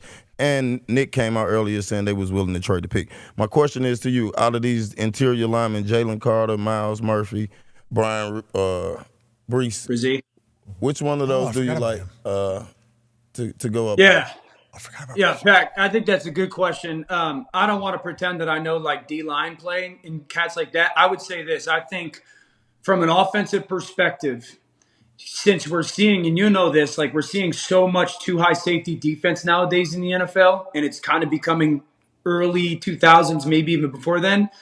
And teams are saying we're going to defend the pass and we're going to stop the run with light boxes. Like if I'm in, 11 personnel, 3 wide receiver set, you're going to put 6 people in the box to try to stop my run. If you don't have a defensive tackle that can take on double teams and free up linebackers, you're dead. Yeah. So I can do whatever I want against you. So that's what I look at Jalen Carter. And if everyone's sitting here saying he's the best, I think we are going to see a little bit of an infusion in the run-stopping defensive tackles over the next couple of years in the NFL. Because if you're going to sit there and say you're going to put 6 in the box to stop the run and you can't take on a double team, you can't stop me. So if Jalen Carter's that guy, then I would say that he's the pick as long as you are okay with all the other like off-the-field stuff. I do want to say this. Okay. Here's where I am with Houston. Again, being on the outside. If DeMeco Ryans is as good of a defensive mind as he has shown to be, and he thinks to himself, I got the defense, like I'm going to build a good defense in Houston. And I've watched Kyle Shanahan's offense with a good quarterback take us to the NFC title in the Super Bowl. How can you not look at some of these quarterbacks and go, wait, if I have a really good quarterback and I build the defense that we had in San Francisco, then we're a tough team to beat. Like I sit here and I go, is Houston really going to pass on a quarterback? That's what Ian Rappaport's saying as well, but it's coming out saying that they might. They might pass up on a quarterback just to get best player available. They have a defensive head coach. You think maybe they try to load up on the defense, get their stars, but you think all these quarterbacks that are at the top, I guess the top 2 quarterbacks, which is you just switched 2 and 3, so you don't even know who the top 2 are. Yeah. Except for like the last fucking week. You don't even know. Better than Dougie Mills? You think Dougie Mills not good enough to run an offense that DeMeco Ryans potentially could have success with if his defense is able to be great? I'm sure he's good enough, but you're in the AFC. You're in a division with Trevor Lawrence. You're in the AFC. I'll go back to that point all the time. If you don't have a freak at quarterback in the AFC for the next 6 to 8 years, you don't have a chance. Who's the freak at Deca 2? Who's that? Anthony Richardson. That's who you're saying. Well, I would, yes, because here's my thing. I think timeline-wise, it matches up. Like, I think Anthony's going to be a guy that you want to get on the field earlier, sooner rather than later. He needs to play, okay? I also think this. If DeMeco's a really good defensive mind, he's a great leader. He's going to build a good defense there. How can you not sit there and go, we're going to build a good defense? This Bobby Slowick offensive coordinator that comes from Shanahan's tree, who was just building an offense that was going to be built for Trey Lance in San Francisco. We can carry some of that over. Anthony's getting on the field. Mobile quarterbacks or quarterbacks that you can use quarterback run in will see simpler defenses. Pac-Man and AJ know this. You'll have to play simpler defenses on early downs because they got to defend quarterback run. I watch in the trenches, pal. I fucking know. All right? I know. They're going to have to play simpler schemes. And I sit there and go, you get a quarterback that can control the game, create explosive plays, which is a really good defense. Like, here, if you're Houston and you pass on a quarterback this year and you go 4-13 this season and you have the number 3 pick, you ain't getting Caleb and you're not getting Drake May. So then where are you next year at that position? Well, you might be able to package that and go up, especially if they trade out and get some picks. You don't think? Dude, you are going up to 1 and 2 with those 2 kids next year. Everybody says they're the guys, huh? These 2 guys are the guys? That's what everybody's saying. Why is that? They're just better than everybody? They're super outrageously talented. Fuck Utah kid is Yeah. that guy is going to be an NFL guy. He is. I'm not ready to say that the Utah kid. Yeah. No, fuck Utah kid. On the fingernails. On the fingernails. Caleb. You remember? Oh, Caleb. Yeah. Caleb. I'm telling you, Drake and Caleb will go 1-2 next year. Yeah, I understand that, but you're acting like, man, nobody's going to be able to get up there to get him. If you get 1 or 2, you're going to be locked in with that. You're acting like Caleb, the guy that had fuck Utah on his hands. This dude is going to be a guy? Yes.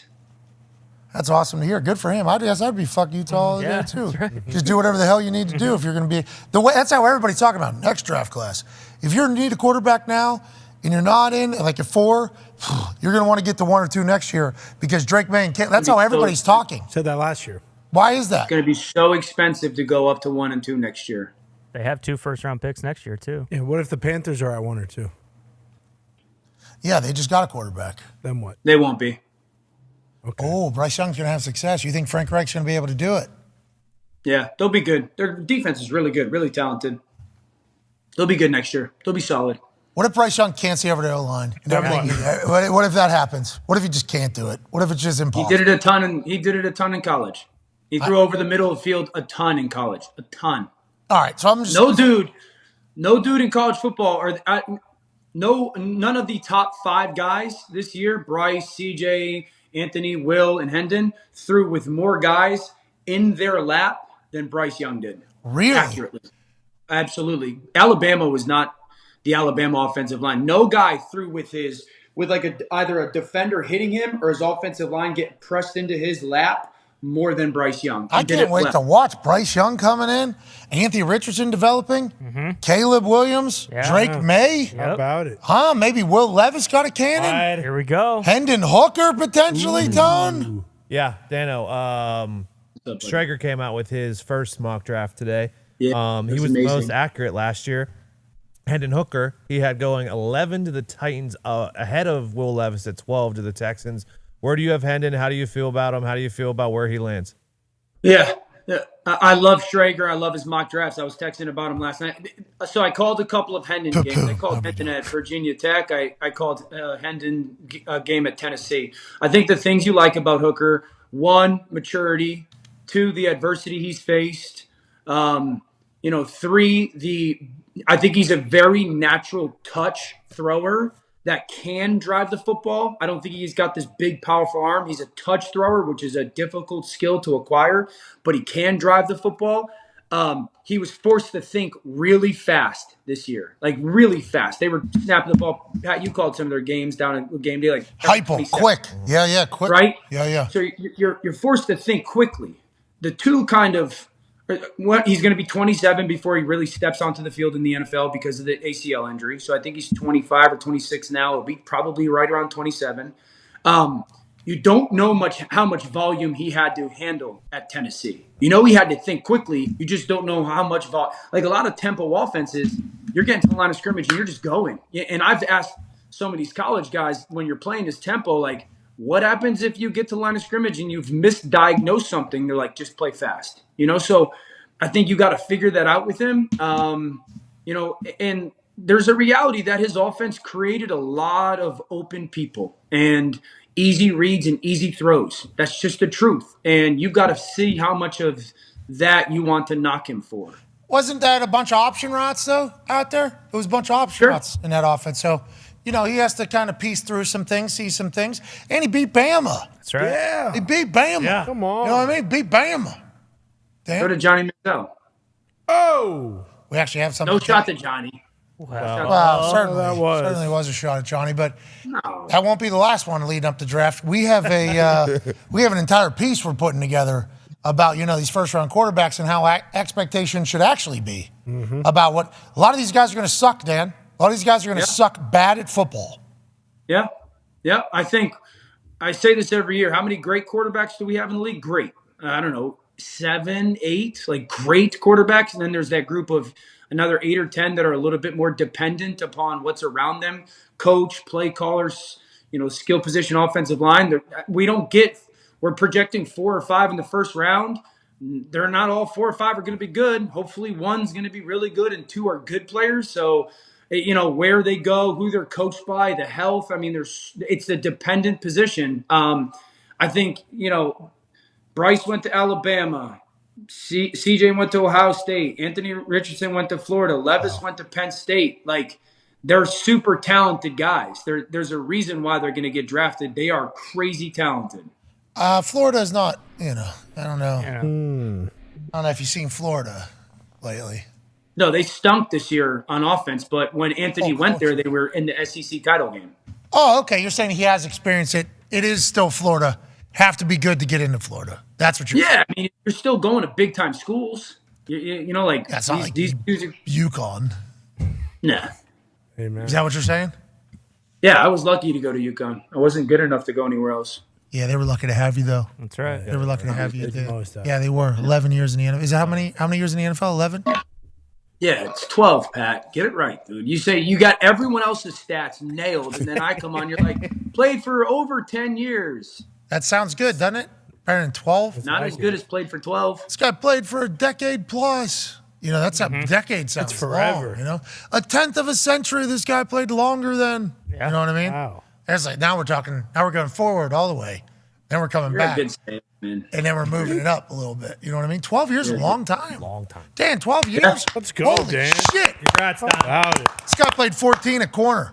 Wouldn't play safety. Would not play safety. Couldn't do it. Not athletic enough to move to safety. 14 years. Really? 14 years at corner, not athletic enough to move to safety. It's real. Yo, Pac-Man played for 14 years? At corner. 2000. Pac-Man, where'd you end? Cincinnati? Denver, 2018. So Tennessee? Tennessee, Dallas, Cincinnati, Denver. I don't remember Denver. You were out there for 1 year? I mean, think about it. you Dude. know. How many corners have played 14 years in the NFL? I was really hooping Probably in less Denver. than 20. Probably like Pack, Champ, and How many Seawood. are you? Practice. Oh, okay. Yeah, I got it. How many corners made it 14 years? Do you know that? Have you looked into it? I was the last one in my draft class, and I probably played 4 or 5 years without somebody that was drafted with me. So hold on. At corner. Champ, though, Champ was a long time, right? Yeah, Champ was a long. I'm Gerald talking about- Green. Champ way older than me. I'm talking about my class. Yeah, we're talking about just in the history of the game. How many corners have Rod played? Woodson, How long Revis played for? Rod Woodson moved to He safety? moved to safety. Yeah. Reeves played. Lem Barney. Hey, good for you, dude. Go, Pac. Long time, man. Let's not just dunk on your 12 years real quick, but honestly, Yeah. 14, it's a corner needs to be talked about as well. You know what I mean, Dan? No doubt. No doubt. Big time. Last question for you from Connor, who's massive fan, obviously. Yeah, huge fan, Dan. I played for 0 years, so you got me. But how do you feel about the wide receivers in this draft class? There really hasn't been much conversation about them, even though some of them like Hyatt and Jackson Smith and Jigba, they went to schools with some of these top quarterbacks. Do you think this will be one of those drafts you look back on as another class with a bunch of top tier wide receivers, or no? No, it's a better tight end class by far than it is a wide receiver class. I think the only guy that I love is Jackson Smith and Jigba. I think that, can you win at the line of scrimmage? He does. Can you separate downfield versus man coverage? He does. Can you sit, or do you know how to sit in windows or run to an open window and not cover yourself up? He does. Can you do stuff with the ball in your hands? Yeah. So I think he's the only guy that kind of checks all four of those. I think philosophically, I would much rather have a good tight end than a good number 2 receiver, just because of the different things I could do with the tight end and the formation flexibility and the personnel groupings you can get in and out of and what you guys can ask him to do. So I love Mayer. Kincaid, I think, is going to be awesome. I think Laporta from Iowa at tight end is going to be a really good player. So I think the tight end group is better than the wide receivers. Washington, for sure. How about, do we worry about Jackson Smith in Jigba's recovery rate? What do you have? He had a hamstring and he was out for 5 months. Kind of like Zion. Played 60 snaps last year. What do you think, AJ? I don't know. I mean, don't forget, Bosa had a belly, the ab injury, and he sat out for the year. It hasn't hurt him in the NFL. Oh, so he had a tummy ache? you're saying he sat out. He was What are you He had saying? surgery. I think he had core surgery, didn't he? Or some kind of He had groin? the right. Yeah, yep. The sports hernia. Sports hernia. Is that what he had? Something. You remember when they used to grab Yeah. your balls, tell you to cough? Yeah, sure. And then that was something that was happening from something spilling out into the other thing? That's right. What a wild time that Yeah, was. look both Was ways. that at school? Yeah. Yeah, was it? I mean, didn't it? That was the school Yeah. School physical. physical. Yeah, Physical. Penn State Administered by a started. doctor, I hope, for you guys. Well, yeah, pig. What do you think? What the hell? Okay, I don't know. You acted like it was some willy-nilly out in the field. I don't know. Out in the I don't know if field. just some random is checking for sports hernias, pal. All right? Not where we're Made from. it sound that way. I'm sorry. Sorry, Dan had to hear that. What Dan, kind we of are- doctors they got in Ohio, Sounds AJ? like a- Yeah, Ohio State. he's the Yeah. face Real of ones it. in Ohio. Pittsburgh, the guys. Yeah, just what is lining the, up, what is this getting kids about lined the up face of outside his Ohio? car. What is He is the what's that? AJ, that did Give not happen in Pittsburgh. But it's things that he just said is why he won the Ohio's Finest that's Award. right. He is the face of Ohio, Dan. This guy won it. Let's go. Dan, obviously you understand. There's no Face of Ohio award, Dan. You know that. That's what it is. you and Bobby Carpenter? Yep. And Vrabel. Yep. And Vrabel. Carpenters needs people. Go too. back to that trophy, please. Let's see if it's shaped like his face. Kind of. Little I turned bit. it. I just got to turn it, you know? Yeah, Yeah, AJ. if it was Think Ohio, sideways. they think of you three. Yes. Agreed. That's why he's the Ohio's finest. Yeah. Wait till you see Axel win that thing in about 15, 20 years. Count it. Can't wait for that. Dan, have a great day. Your kids, I assume, are very thankful that you're home during the spring. Good luck in the baseball games. Let's get some good wood out there. Hell yeah. Let's get some good wood. Let's get some solid shot. Is it T-ball? What is it? No, it's baseball. It's 11-year-old Little League baseball. Well, have fun. Are you Little League pitching? baseball nowadays. It was a good time. No, Remember, kid he's pitch. not allowed. Kid pitch? Oh, yeah. He's not even allowed these to kids coach. throw freaking gas, dude. It's Who? outrageous how good the kids are. Dude, they throw gas. Your kids? No, my son doesn't. There's kids in the league who do. Though. Will he hit the ball tonight or no? Oh, he better. Well, you're not allowed to coach him, right? Because you rich whites don't want your parents getting involved in coaching. You know what it is? Yep. You know what it is? You say you're rich whites. Yeah, I do. No, I coach Little League baseball. I'm not allowed to coach lacrosse. Oh, Okay. there it is. Of Not course. allowed to coach travel baseball. Not allowed to coach travel baseball. That's a good thing. Just whenever states limit what parents are allowed to do with their kids. Absolutely. That's a good Yeah, thing. no Ladies and problem. gentlemen, the absolute legend, Dan Orlovsky. Thank you, Dan. Oh. Anthony Richardson, number 2 overall, AJ. That's gotta be a shot to the kids there of Ohio for CJ Stroud. Absolutely. I'm happy about it because if Houston Texans take quarterback at 2 and it's Anthony Richardson, sweet. I hope they're able to coach him up, make him great. And if they're running that Shanahan offense, I assume it'll be good. We're kind of fucked in the AFC South anyways, but if that happens, good luck for him. If we end up with CJ Stroud here in Indianapolis, I think Colts fans would be very, very pumped about that. I think that would be something we would consider as a win, but who knows who's going up to 3? Yes. If CJ Stroud's still available at 3, who will the Cardinals end up trading with to potentially go up and get CJ? That's a whole nother conversation. What I like what you're doing is you're mentally preparing to be happy no matter who you get at quarterback. I can sense it. You've seen a couple reactions to Will Levis. That Will, one's no the- offense. That one's the one you're working on the Yeah. hardest. He kind of talked you back into it a little bit, though. He works hard. You see Yeah. how jocked he is? Yeah. Very I saw. Did you see him at the Manning Academy? I saw it just popped up when he was at the Manning Academy. That dude was slanging the rock, man, and he was competitive. It was he sold me a little bit, honestly, watching that. Hell yeah. Okay, I'm in. He's yoked. Boom. All right, let's talk about some breaking news that's taking place around the NFL. Damar Hamlin has been cleared for football to play yet we go. again. A man who we all thought died on a Monday Night Football field as the entire world prayed alongside this man. Even those that were not very religious watched the devastating, dramatic things happen in front of our eyes where his chest was getting literally compressed live on a football field in front of 16 million people watching on Monday Night Football. The entire world mourned, thought we lost him. Now here we are, April 18th, 2023. He's back, cleared for football. Hell yeah, science. Hell yeah, doctors. Hell yeah, first responders there in Cincinnati in the training room. He's currently doing a press conference. AJ, what are your thoughts whenever you hear this? I mean, the fact that when watching that happen and all of the immediate aftermath, the fact that playing football was not on my mind. Obviously, I don't think a lot of people were thinking at that time, "Oh, is this guy going to be able to play in the NFL again?" So the fact that he's cleared that's awesome. I hope I wonder how he feels. how's he going to feel going into the first kind of contact they ever have? It's going to be weird for him, I bet. Yeah, it's interesting because whenever you have an injury, you have a surgery, let's say you have a surgery on your knee. When you get back into it, it's going to hurt like hell. And your mental hurdle is you're not going to hurt it again. Like, you have to go through this pain. You're not going to hurt it again. I couldn't even imagine what his mental hurdle could potentially be.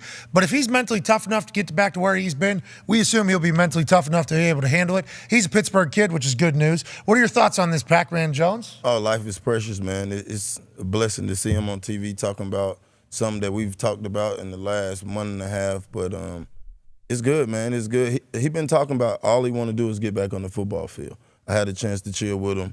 And we spent a lot of time over the pro football week. I mean, what is it? Pro football? I mean, it's a pro football. The Super Bowl. The Pro Bowl. Oh, yeah, the Pro Bowl in Vegas.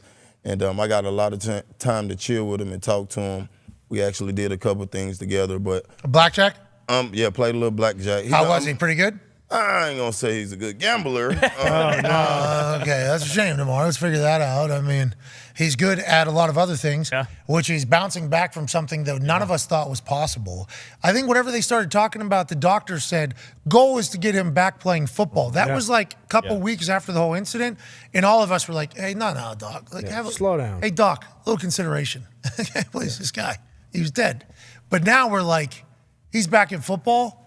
What an inspiring tale for anybody that's going through anything. It's like, hey, this guy was dead on a football field, eyes on him. Now, before the next season starts, he's already been cleared to get back into action. You can have a minor setback that is very serious for a major comeback. He's got a lot more fans. We're all very, very proud of him. Congrats to DeMar and the entire community. That's him, too, right there. Yeah, not Michael B. Jordan for everybody on the internet.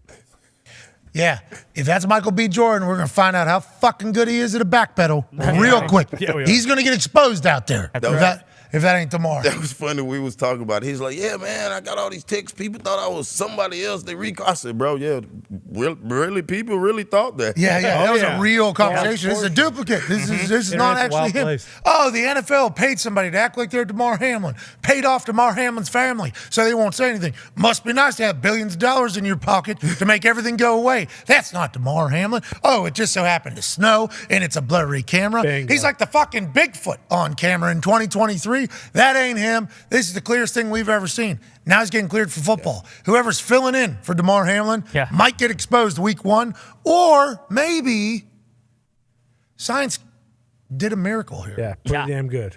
And I think we should all feel a little bit more comfortable about, the state in which we are living, that could happen and you can come back and play the same sport that is very physical and very demanding cardiovascular-wise. Yeah. Like his heart is going to get tested. Yeah. Big time. This thing is going to get tested through this whole thing. He's all the way back. Congrats to him, Mark. And for the other players. Like, people have talked about how, like, the PTSD of being on the field and seeing that happen, like, it must be reassuring for them. Like, hey, worst case scenario can happen and you can still, come back and make a full recovery. Breaking news in the NFL. Allen Robinson, formerly of the Chicago Bears, formerly of the Los Angeles Rams, is now a Pittsburgh Steeler. Hell yeah. Wow. The Steelers have traded for veteran wide receiver Allen Robinson from the Rams and have granted permission to give him a physical per sources from the Rams. If the Steelers are comfortable with the physical, Robinson is expected to land in Pittsburgh. Kenny Pickett, who has Pickens, now has Allen Robinson as a weapon. Matt Canada might learn how to call offensive plays in the NFL. Najee Harris learned how to run downhill towards the end of the year. All signs are pointing up for the Pittsburgh Steelers. Let's go to the Steelers fan on the stage. I am from Pittsburgh, but not a Steelers fan. Tone Diggs, I'm sorry. That would have been an incredible compliment. That was very disrespectful of you. I can't believe I did that. Tone Diggs, your thoughts on Allen Robinson coming to Pittsburgh? Very, very excited. I've always liked him. He had some injuries the last 2 years, but the 2 years before that, he had about 100 catches and 1,200 yards each of those 2 seasons. Pack and I always talk about it. You need a third wide receiver, so you pair him with Deontay Johnson and GP George Pickens. I don't know if he's the 2, he's the 3, he's what, but I think those 3 kind of interchangeable. I think it's awesome because then with you have the 3 wide receivers, you have Muth, you have Vinaj, you got KP, who's I think gonna be good. They shored up the O-line in the free agency a little bit. If you draft a tackle, I think it's great for the Steelers. But yes, Matt Canada's still sitting there. He's the wild card. If he doesn't get it done this year, he's gonna be gone. So we'll see. Pac-Man Jones, Pittsburgh Steelers making moves.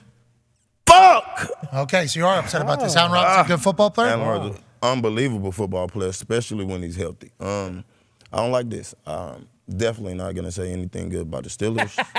So, Tone, I hope you enjoy it. Thank you, Pac. How about the Rams? I have a lot of respect for Allen. But hey, Allen honestly though, Robinson. Pac, are you really worried that the Steelers are a threat to the Bengals in that division? Well, no, I'm not, because we have a 3-head monster offense, and I don't think they can outscore us. That's the difference between Naj, Pickens, Allen Robinson, Deontay Johnson, Pat Freiermuth. AJ sounded nervous. He was getting defensive. Jalen Warren. AJ, you were saying? What are we even talking about? We can't touch the Bengals. Is that what you're I saying? figured I would assume Pac is pretty confident what the Bengals are doing, so the Steelers can do whatever they want, and he still feels pretty good about that matchup twice a year. Well, only thing scared me, our secondary is a little young. We lost Jesse Bates. We lost Bill. So we re-piecing some pieces when it comes to the secondary. Allen Robinson. Lost Hayden Hurst. Gonna eat. Yeah. Oh, my God. But offensively, it's nothing they can do to pretty much stop what we got going on. We only hurt ourselves offensive-wise. So it's nothing that the Steelers can do. I don't think they have enough in the cast. Oh. They did go and get my boy on the defensive side of the ball, but, Who's that? Steelers is the Steelers. Yeah, Steelers are making plays here. It's not a normal Steelers move here, I don't think. No, Omar Khan has come in, and he's made some really good moves. They brought in Andy Weidel from the Eagles, who he was in that front office for a long time, Pittsburgh guy who comes back.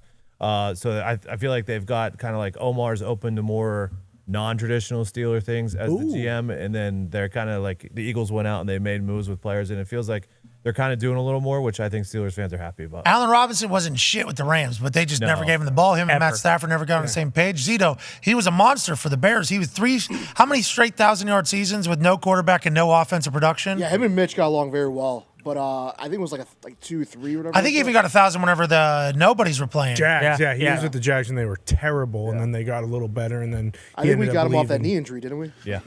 Okay, so if he's back healthy, the Pittsburgh Steelers look at. Here we go. They didn't get worse this offseason. I'll say that. Yeah. What teams are you saying did get worse? Oh, the Vikings off the top of my head. I don't know why I said that, but that was just the first team that popped into my head. Well, they did. Too, Okay. Maybe. We don't know. Jordan Love might be. We don't know. He yet. hasn't been traded yet. But, that's a good point, technically. Nobody talking. AJ, did you hear that? Ian said really no movement at all between the Packers and the Jets. It's like, so they just assume a deal's going to get done? Is that kind of what's happening here? I don't know, man.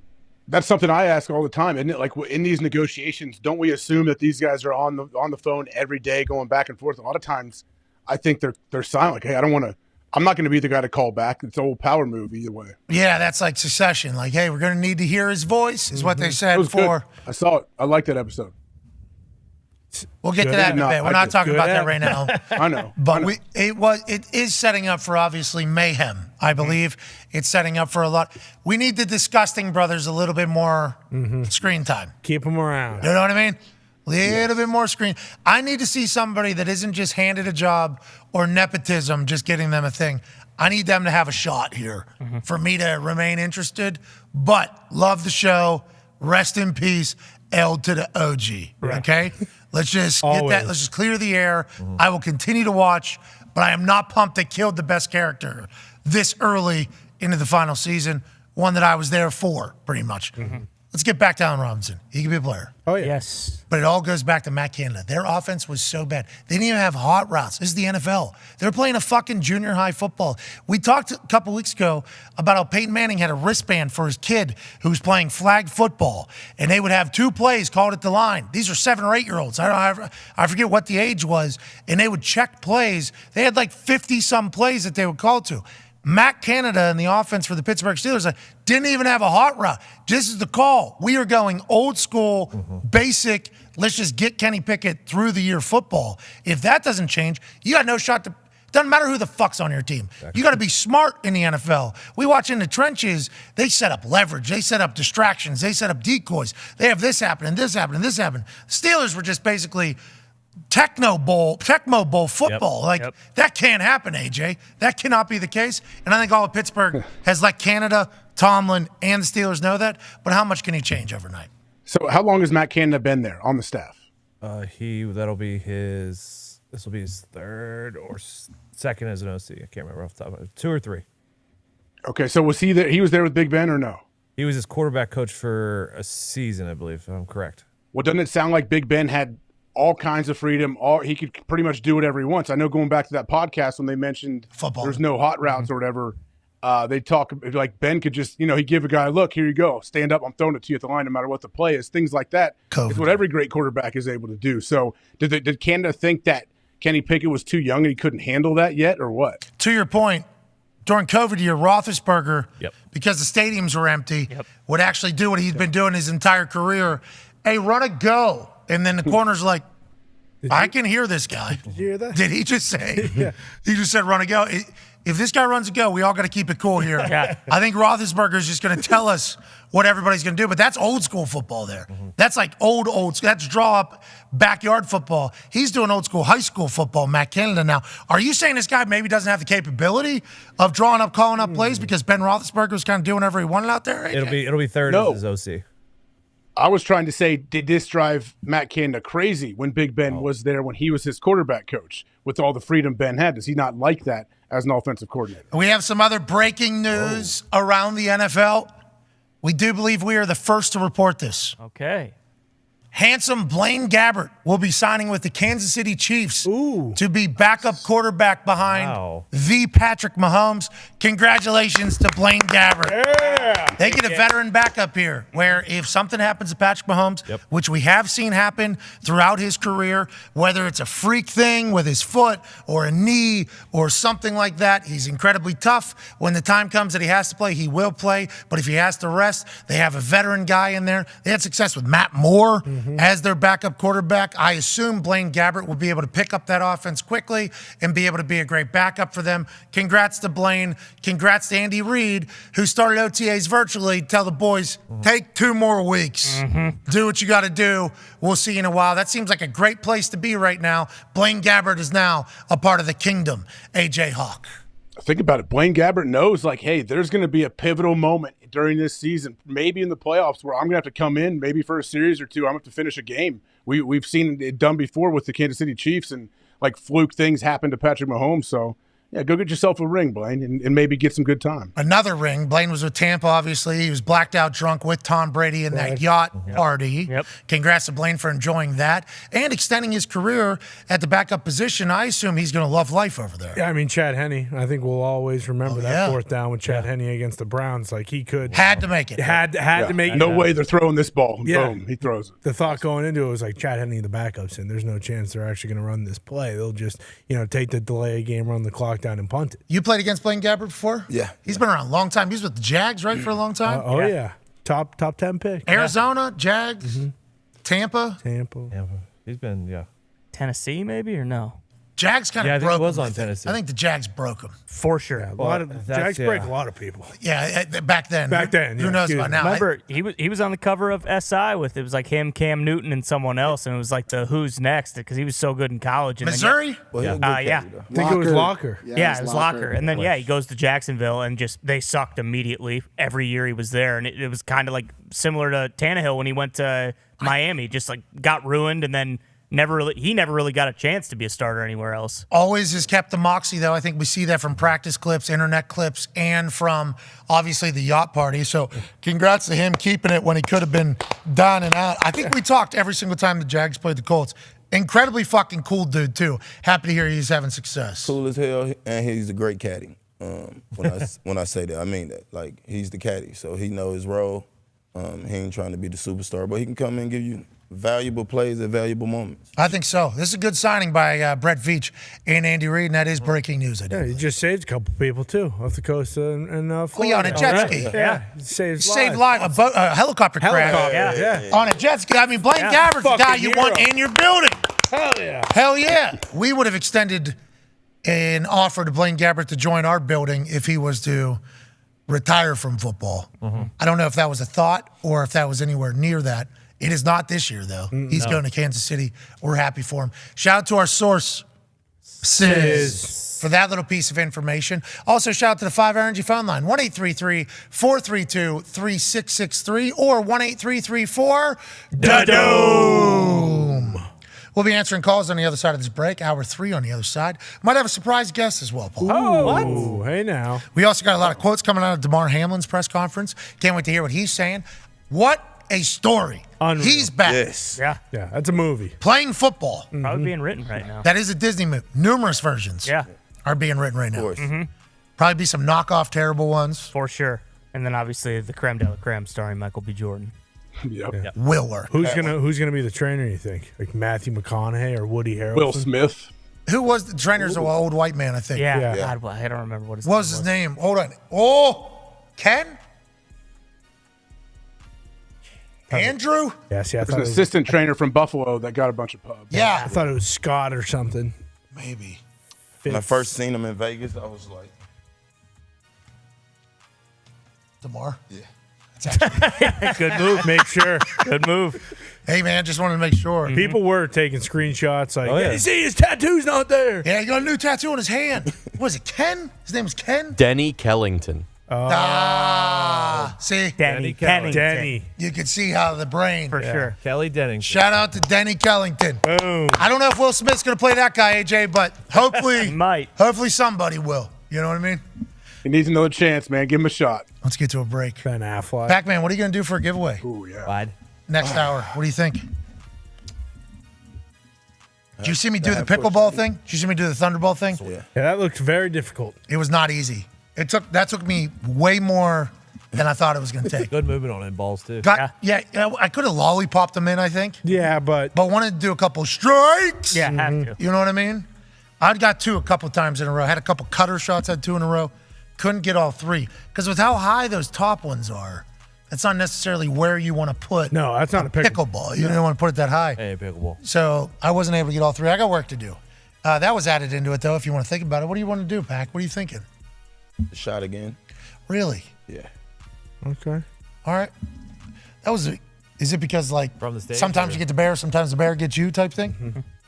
No, I can make that shot. Oh, from the other free throw line. Yeah. The one on All right. I think you can too. Hell, fuck. 100%. I think you can do anything. Yeah, play 14 You're Adam years. Pac-Man Jones. AJ, you think he'll make that shot? Yeah, I think we'll probably make the first one. Okay. Why don't we go. just do it right? You want to do it right now? Oh, whoa! Don't feel obligated. Don't feel. No, you don't have to. This would ruin what AJ said. I'll take one ball. All right, one ball. Oh, Jabba playing D. blocking you out a little bit, trying to get in your Yeah. head. Don't let Jabba do that to you. Oh, Bill McCombs went and sprint and got his camera. Wearing the Deion Sanders jersey. Remember, Deion played professional baseball and professional football. Probably could have played professional basketball if he wanted to. He's fucking Deion Sanders. Adam Pac-Man Jones from the opposite free throw line in the Thunderdome. Come on. Oh, my no. God. That's bad. Holy shit. Oh, shit. Fucking God. Let's get to a break. It's 5 winners. Let's try to get the bad energy out of here. Harness That's the good. not good. Get that juju out of here. You're going to make it, though. That's what third hour is all about. Be your friend, tell a friend. We got a massive. Zito says Steve Zahn should play Denny. I don't know who Steve Zahn is, but in this group text, He's good. he looks That's a good one. exactly like the guy. Saving silver. Steve's on, yeah, legend. That is Denny Oh, wow. Kellington. It is. Yeah. Holy shit. Company, yeah. This guy needs to get to the airport, get to the little body thing, learn CPR as quick as possible. Staying alive, staying alive, staying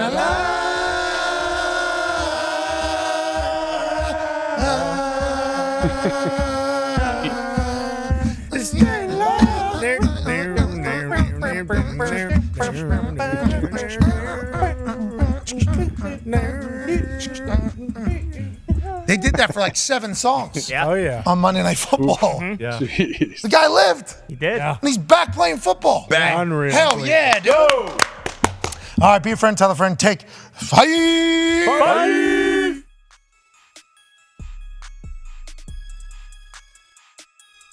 Hey, we're up to something big. Hey, we're up to something big, AJ. We are up to something. This is the coolest moment of the history of my existence. I think people are going to be startled. It's a joke, and I can't thank everybody enough, honestly. I'm up to something.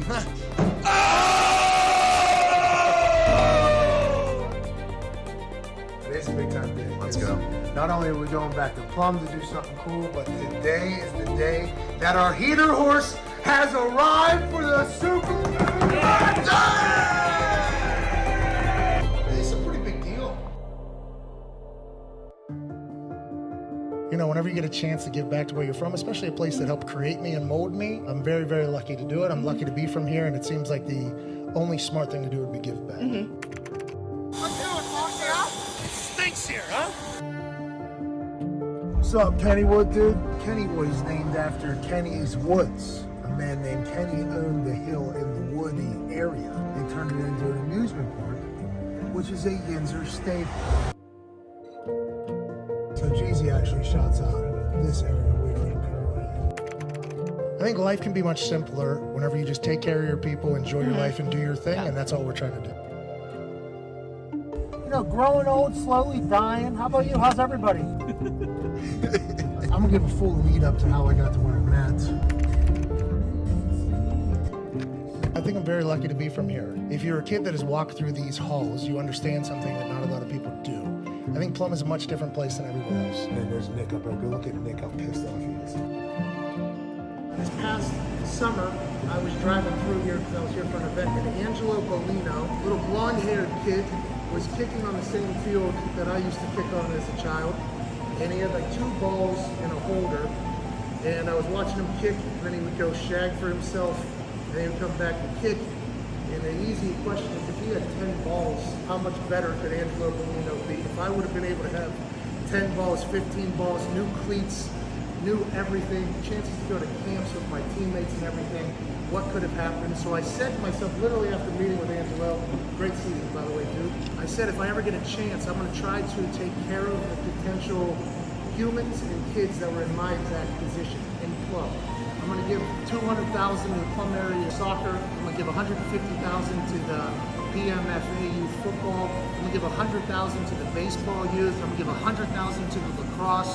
And then we're going to have $2 million in this fund that'll just start. And hopefully it'll only go on from there. Sweet stuff for sports. Just anything to make everybody's, you know, the teams and the players' lives easier, better. Trying to streamline the entire process of taking care of the athletes at Plum High School is kind of what it's all about.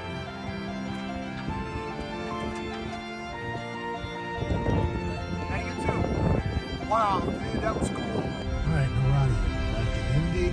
You're going to have a lot of people that have never accomplished anything in their life tell you that what you're thinking about doing isn't possible. Just because they don't think they could accomplish it doesn't mean anything to you. Cheers, everybody. Hey, we're all Mustangs here. Let's go. Just want to do what's right, but turned around and got dropped. Great sportsmanship. Into the cover, he has sportsmanship, but Mia Hill just picked up her first win ever in NXT. Here is your winner, Thea Hill.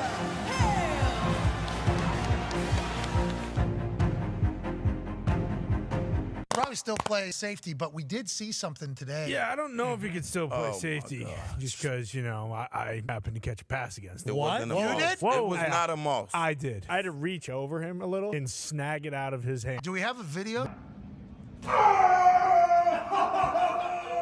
You just caught a ball on Adam Pac-Man Jones. How do you feel, Connor? Pretty good. Looking back on it now, probably should have been the 6th overall pick in the 2006 NFL draft, but you know that was him, and I caught a pass on him, so I'm shaking. I mean, I can't believe that just happened. Pac, a man who has obviously never really played a sport competitively past high school, just caught a ball on you. Your thoughts? Fake moss. Now that it's 1-1, we'll stop it. Somebody got to win. What a game. And it didn't go how we thought it was going to go. Tua was off. Tua was missing Little balls. bit. Then Tua hit a couple. And then on the Niners side, they lose Jimmy G with an apparent broken foot. Think about how small your bones are in your feet, how many of them there are. Whenever you see his foot turn sideways, that son of a bitch, you had to assume, that something was going to break in there. That news was confirmed by Florio last night on NBC that he'll be out for the rest of the year. What are they going to do? Trey Lance also out for the rest of the year. Man, you spent a number 3 overall pick on instead of getting Mac Jones, which, but you did spend your last pick, Mr. Irrelevant. Mr. Irrelevant 2022 with the 262nd pick in the 2022 NFL Draft, the San Francisco 49ers select Brock Purdy, a quarterback from Iowa State. He fucking comes in and balls. Yeah. Brock Purdy put on a Purdy show yesterday. Yeah. Remember, this guy's Mr. Irrelevant fucking Brock Purdy playing at Iowa State just a year ago. Now he's being put into the middle of a situation. Biggest game of the day. All right, Dolphins versus Niners, big game. Biggest game, in the middle of it. Take over, how you doing? This dude's moxie is off the charts. Absolutely. He stayed in the pocket on a 3rd and 10. 15 is already opening up his entire arms in his face. He sticks in there and delivers a dime to George Kittle.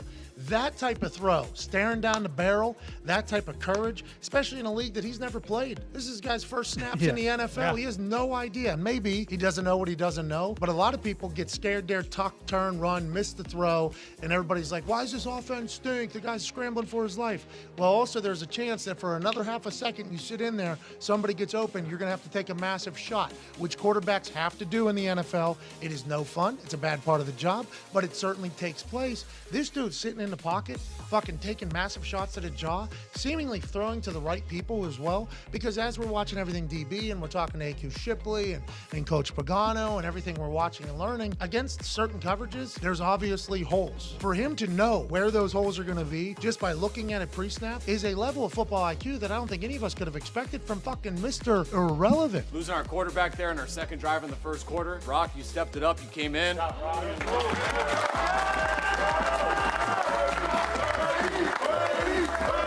don't know if you guys know, but it's with mixed emotions, right? We know Jimmy went down, be there with him. You guys know how much he's meant to us. We've got a long way to go here, and we still got everything in front of us. Niners on 3, 1, 2, 3.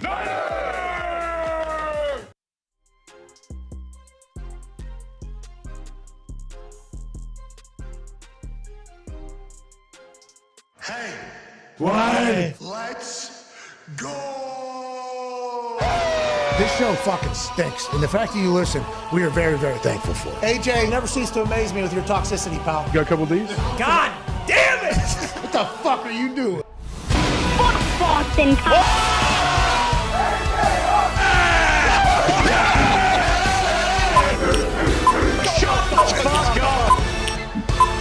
Hello, beautiful people. Welcome back to our humble abode, the Thunderdome. On this, a lot of news actually. Tuesday, April 18th, 2023. Hour 3 of the program starts now. Much smarter! Much smarter. The man on my left, your right. That is college football national champion, Super Bowl champion, COVID survivor, father of 10, all-time leading tackler for the Green Bay Packers, and officially the champion of Ohio, AJ Hawk. Hell yeah! You look great in your turtleneck, AJ. This is what Ohio is. Whenever you look at this screen, you see me, doofus in tank top. In split screen, you see Ohio. This is the champion of Ohio. This is Ohio's finest. This is the face of Ohio, AJ Hawk. Hell yeah. Congratulations, AJ. Boom. Yep. Suck it. Anything to say? Kick off. What are we doing? What are we doing right now? I just didn't know if you want to say, like, because I am. Intro the rest of the guys and everyone, get everybody involved. And reset here. They're not on camera yet. Yeah, no, we're because we are all waiting to really. From me, what do you need from me? What are you trying to yours. Do? Yep. You tell me. Go ahead. What do we need? You know, from you. I don't know. What do you need? Ask not. Okay. Right. What we need for you. Mm-hmm. More so, ask what you can do for all of us from the state of Ohio. Yeah. Teddy. What? Kennedy, one of them. Kennedy. Yeah. Kennedy. Yeah, not Teddy. Yeah, Teddy had a car situation back in the day. But, what do you think about the JFK assassination, Pat? I know that it was, I know that it was a fucking inside job. Okay, I'm not happy about it. I'm not happy about it. I don't love it. I don't know why we got him rolling around in that rag top just so willy-nilly like that. Yeah, boom, grassy knolls right there. Boom. It was a second spitter. They might as well, shooter, yeah, spitter potentially as well. I mean, who knows what they did after they shot, but It felt like they just had a big fucking spotlight on him. Hey, you want to kill this guy? Boom. Now's your chance. Coming right through town. I didn't love that. Okay. But follow up, just like Kennedy was a man who was trying to serve the country and the community. Right. You are now serving the state of Ohio as Ohio's finest, as the champion of Ohio, as the face of Ohio. It's a great responsibility. I don't take this lightly. I promise you that. I hope. Great speech, AJ. Yeah. Speech, AJ. Great speech, AJ. What does it mean to you to be the face of Ohio? Stop it. No. Pac, what's up, man? What's going on over there? What's up, bro? This is unbelievable. Pac, don't let him. Yeah, Pac, don't don't let him talk off to the him. hook here. Don't let him off the hook here. Listen, there's local newspapers. There's Ohio news channels Of course. that would like to be able to interview you about your. I did a few of them. I was there. It was perfect. Just act like this is one of those. Yeah. For those of us that didn't see it. Yeah. AJ, what go does check this that out. mean? Was that? You can go find it somewhere online, I'm sure. Well, I know that I could find a Internet basement. If you need any waterproofing, there's a I'm video sure you that could. I can tell you about a T-bone steak, but when you want to stick your head up a butcher's ass, That's right. No, I wouldn't. And actually. find out. Yeah. Yeah, exactly. AJ, what does it mean to you? You know, a kid from Centerville who ended up going to Ohio State, will go on to become a world champion. Now you live back in your home state, representing in such a, to be named Ohio's finest. What does that mean to you? And did you bop to the thought of it before you won the actual award? That's a hard no, but it did make me quit. Like growing up in Ohio was a great place to play football, a great place to play sports. Hell yeah. Now, what I learned today is you guys in Pittsburgh got checked for hernia from some guy outside his Camaro at some park, and you would just line up and he would grab your balls. it was a Firebird. I don't understand why that happened. I hope you're went proud to- of yourself. If You're I had the to get face of physical, I went to Ohio. a doctor. It was a Firebird. I'm sick of this, dude. Might have been Todd Haley. T-top. Was it T-top? It was a T-top Firebird. Oh, yes. Well, it was fast, though. I mean, he had a little curtain up, too, so it was just. Went quick. I mean, No gloves. No gloves for sure. No, he had a Marlboro Red in his mouth and a couple icy lights. do you think the people that voted you, the other Ohioans that voted you the face of Ohio, I don't think it was a vote. I don't think it was a vote. There it is. Boom. There it is. There you go. How's red, baby? So it's not a vote? How's it go? I don't know who decides. That's a great question. I didn't ask how this all comes about. I assume it was unanimous. Yeah. You've earned it. All Clearly. the lords of the different Ohio counties. Is it like the Heisman where all the ex-winners vote too? That makes sense. So it's like the lords of the counties plus Vrabel.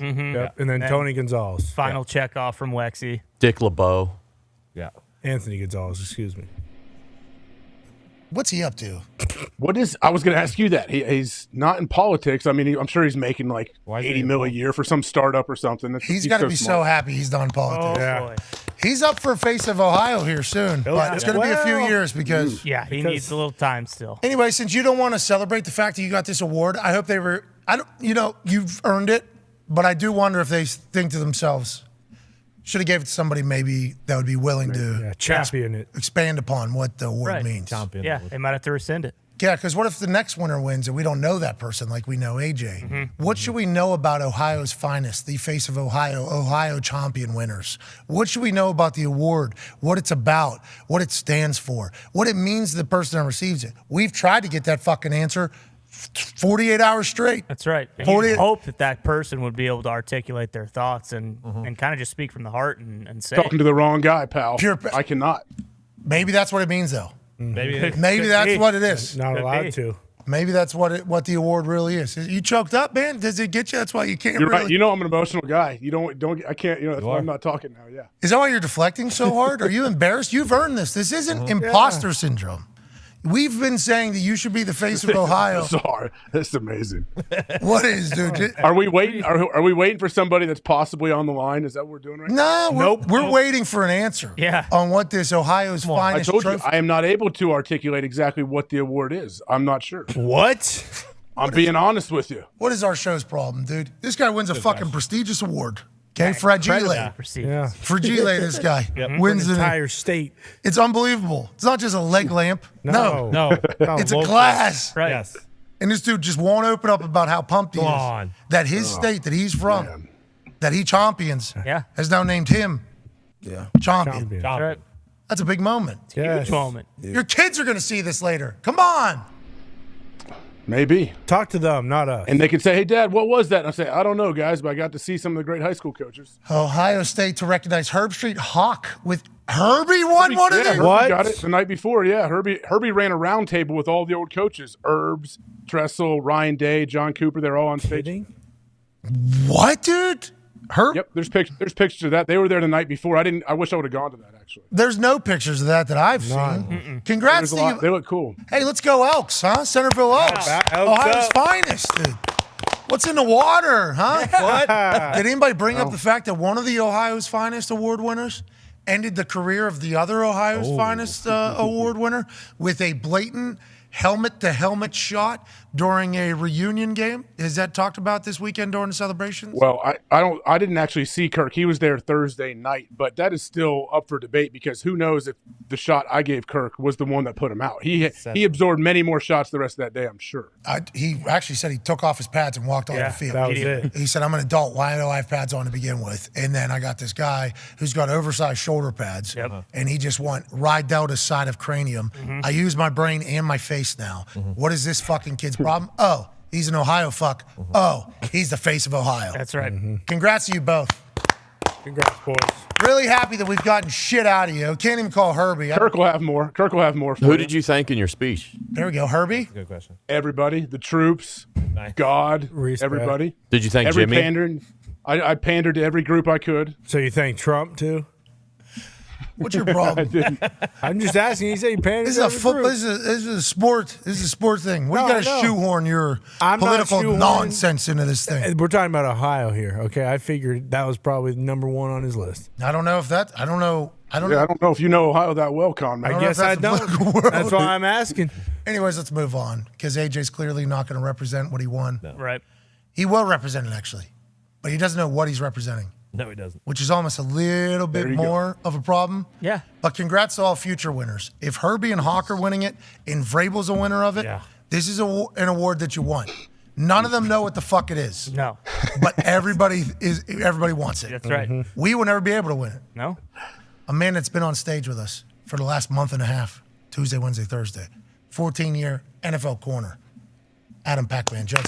He can win it. He can win it. Pac-Man, you could win the Ohio's Finest Award. I think you have to be from Ohio to win. Oh, you got to be born natural. You got to be a natural citizen of Ohio. I'm not sure, actually. I don't know. Pac's been in Ohio long enough. He should be up for it. I don't know. I think you have to be born in Ohio. Okay. Could you imagine you win Ohio's Finest? Holy shit. Changed my life. Could you imagine that award? Yeah, man. Would you want that? Big award, huh? Yeah, it is. Big award. Everybody knows what it is. Everybody knows exactly what it is. Jesus. Do you have a jacket, or is it like a Hall of Fame type crew? Do you guys get a red jacket? You get a ring, don't you? Don't you get a Letterman ring? jacket. Ring? Nah, maybe the ring's in the mail. I don't know. I didn't get it day of. 12 They need to start souping this up. Let's get some fucking jackets on the boys. Yeah. Some tailor will just grab tablecloth to make it big for all these fucking giants. AJ Hawk, 6'2". What are you? Barely 6'1". I'm not a giant at all. 6'2", 250. He's being Stropped. Absolutely stropped. Young lad. Bobby Carpenter, absolutely stropped. Mike Vrabel has 2 tins of dip in his mouth. That's how big his fucking head is. He just kind of blends in there. Absolutely jocked. They need a red jacket. They do. They need a red jacket for that thing. Don't you think? I mean, we should. I wonder who they're looking for next year to win this thing. Yeah, maybe they're going to get a sweet jacket and a ring. Okay, and can we add on to this conversation because this felt like a good idea, and I only know this happened because the general, Bobby Carpenter, was posting about it all weekend. At the same thing that you won this Face of Ohio award alongside Kirk Herbstreit, they were doing a fundraiser for charity and for NIL. Has that Ohio Buckeye cruise people kind of been like, you know what, we've done a lot of good, but if the NIL needs to pick up a little bit, we can certainly add into that. Has that become something? Is that like basically what every fundraiser is going to be now in Ohio? That makes a lot of sense. That seems like a smart thing to kind of do with how much money you guys have raised and have the capability of raising, and the people that are giving all the money are all diehard Buckeyes. Feels like that's an easy pipeline to kind of help fund the NIL deal. Is that what's going on? Yeah, the coaches clinics all weekend. There's spring game Saturday, and then Saturday night they set a stage up.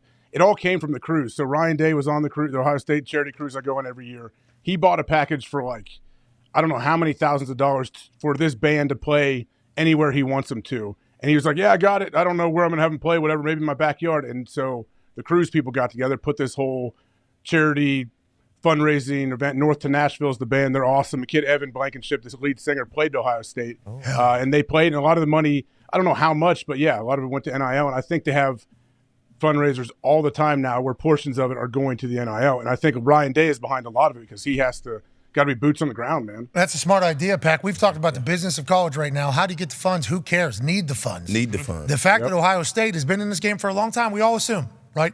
We all assume Ohio State's been cheating for a long time. Now, Day one. have they been? We don't know. What we do know is if you go to Ohio State, you play well, you'll get paid forever in Columbus and in Ohio because of how passionate their fans are. We're talking about $50,000, $100,000 signing things after you graduate from college. West Virginia, I don't know how much Pac-Man was offered. I got offered like $750, $1,000. Here we go. That was awesome. pretty good. That was really good. I didn't take that deal, but like that is the difference of going to a big school that has it kind of figured out and their fan base kind of are all invested in this NIL world. They're adapting. They're changing. They're going to be able to keep up. I think that's probably the start. All these big schools are probably going to be doing shit like this, Pac. Yeah, the game now is to stay caught up. You got to pay to play. Everybody is paying these kids. These kids are. It's not like when we was in school. Like it's out.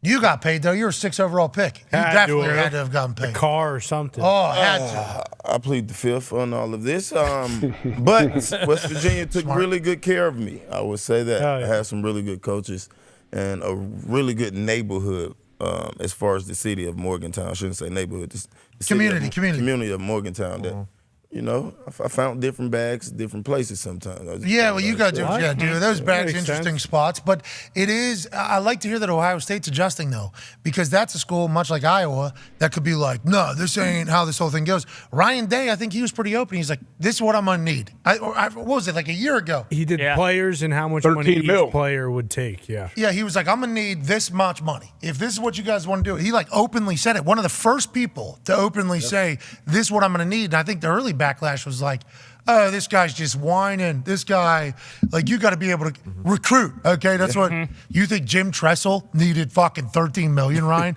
You just lost to Michigan. Let's worry about that. Yeah. Let's not worry about the money.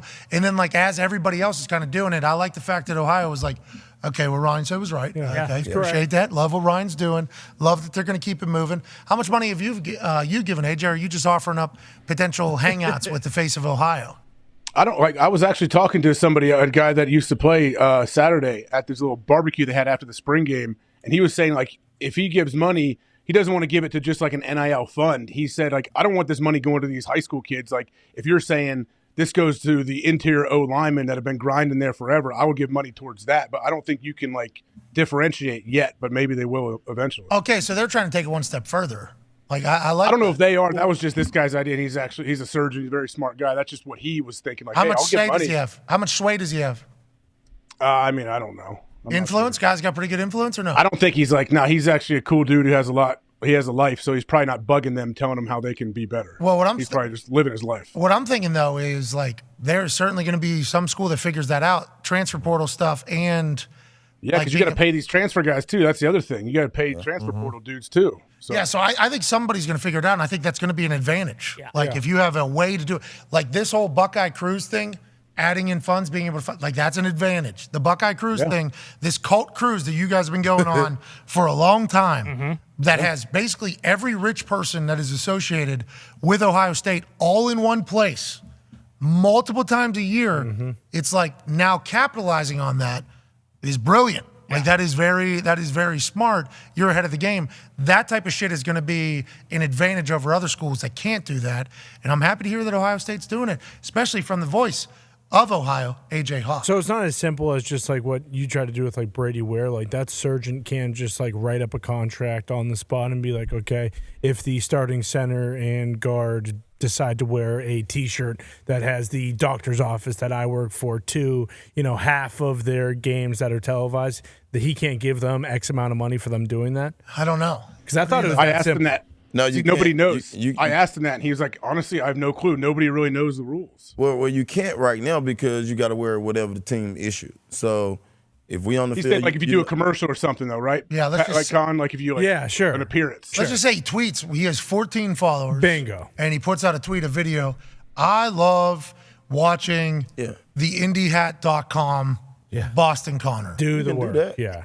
But if you win, that post will be worth $30,000. Bingo. If you lose, that post is worth $10,000. Is that not incentive based? And how are they getting around that? Can you do that though? What's that? That's the part you can't do, I thought. Well, that's what I'm saying, though. But isn't everything kind of performance and incentive based? That's why it's done. So I think they just get paid for No, the flat post. fee. You can't say percent based. That's the word you cannot use, Pat. So incentive based. You might say that to yourself, but you got to say, all right, mentally, I want to give him $25,000 for every 2 touchdowns. Here go you $50,000, man. You got to have a good season, but you can't put it in there. You got to have 2 touchdowns in order to get this $50,000 because they think that's inside trading or I don't know how. So you're just giving him $50K no matter what, and then you're telling him like, "Hey, you better fucking score this week." Or So all these kids that's getting these deals, they're not getting a deal on based on you must have 4 touchdowns. That's not how I go. Can you just say you want to renew the deal every time, so you select 25,000 a touchdown? No, I understand that, but if it's like you're getting this and then there's potential escalators or bonuses because of performance, like that's. But you can't put that in there. It's Yeah, not I like don't have that we yet. can have that as far as when we was in the league. You know, we could have that in our contract. Absolutely. But also we couldn't gamble. Agreed. So the difference is in college is they don't want these kids to get in no gambling situation when it comes to, oh, shit, I got to have 10 tackles. Let me be selfish and go and try to get my 10 tackles.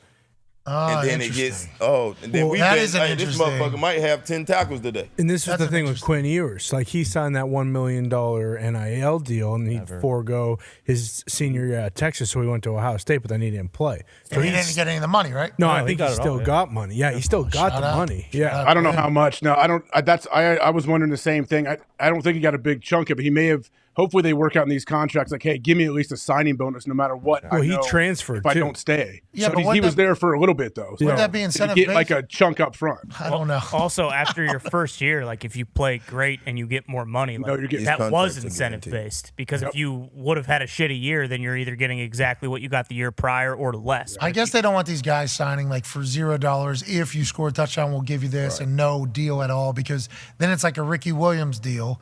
You know, when he got drafted to the Saints, and Master P negotiated that thing, and it was like, yeah, in theory, should be able to make yourself $100 million, and then 1,500 yards every year. And then when it doesn't work out, it's like, oh, he gets absolute shit. Worst deal in the history of the NFL. Changed the way a lot of things go. So I appreciate the fact that they want to protect, it seems like, want to protect the student athlete. Like, want to protect these people that are very new to business and might not know it. Like, you can't just get a completely incentive-based contract.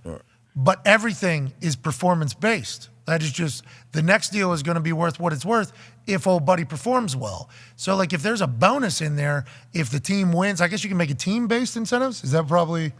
I don't think you can do any of that. I think it's here's $50K. This is what you're required to have 2 posts and 1 appearance. Here's $50K or whatever. Yeah, but an extra $30,000 if you win, like that might make. Well, they can say, hey, you play well, there'll be more. There'll be more to come. Pat, this is the good part. The money goes up in the transport portal. You get what I'm saying? So, like, let's just say you get a kid. Now, you got some kids that are top notch, like the Mannings. You know what I mean? Arch getting he didn't have a good spring game. Everybody's on his ass. He's 17 years old. Right. It doesn't matter. The money is guaranteed. And nobody was up. You're saying it don't matter. His money's guaranteed. Yeah, that shit is guaranteed. All of these NIL deals are guaranteed money. So boom, let's just say he outplayed at $1.2 million. Then West Virginia come in. Hey, I'm gonna give you $3 million.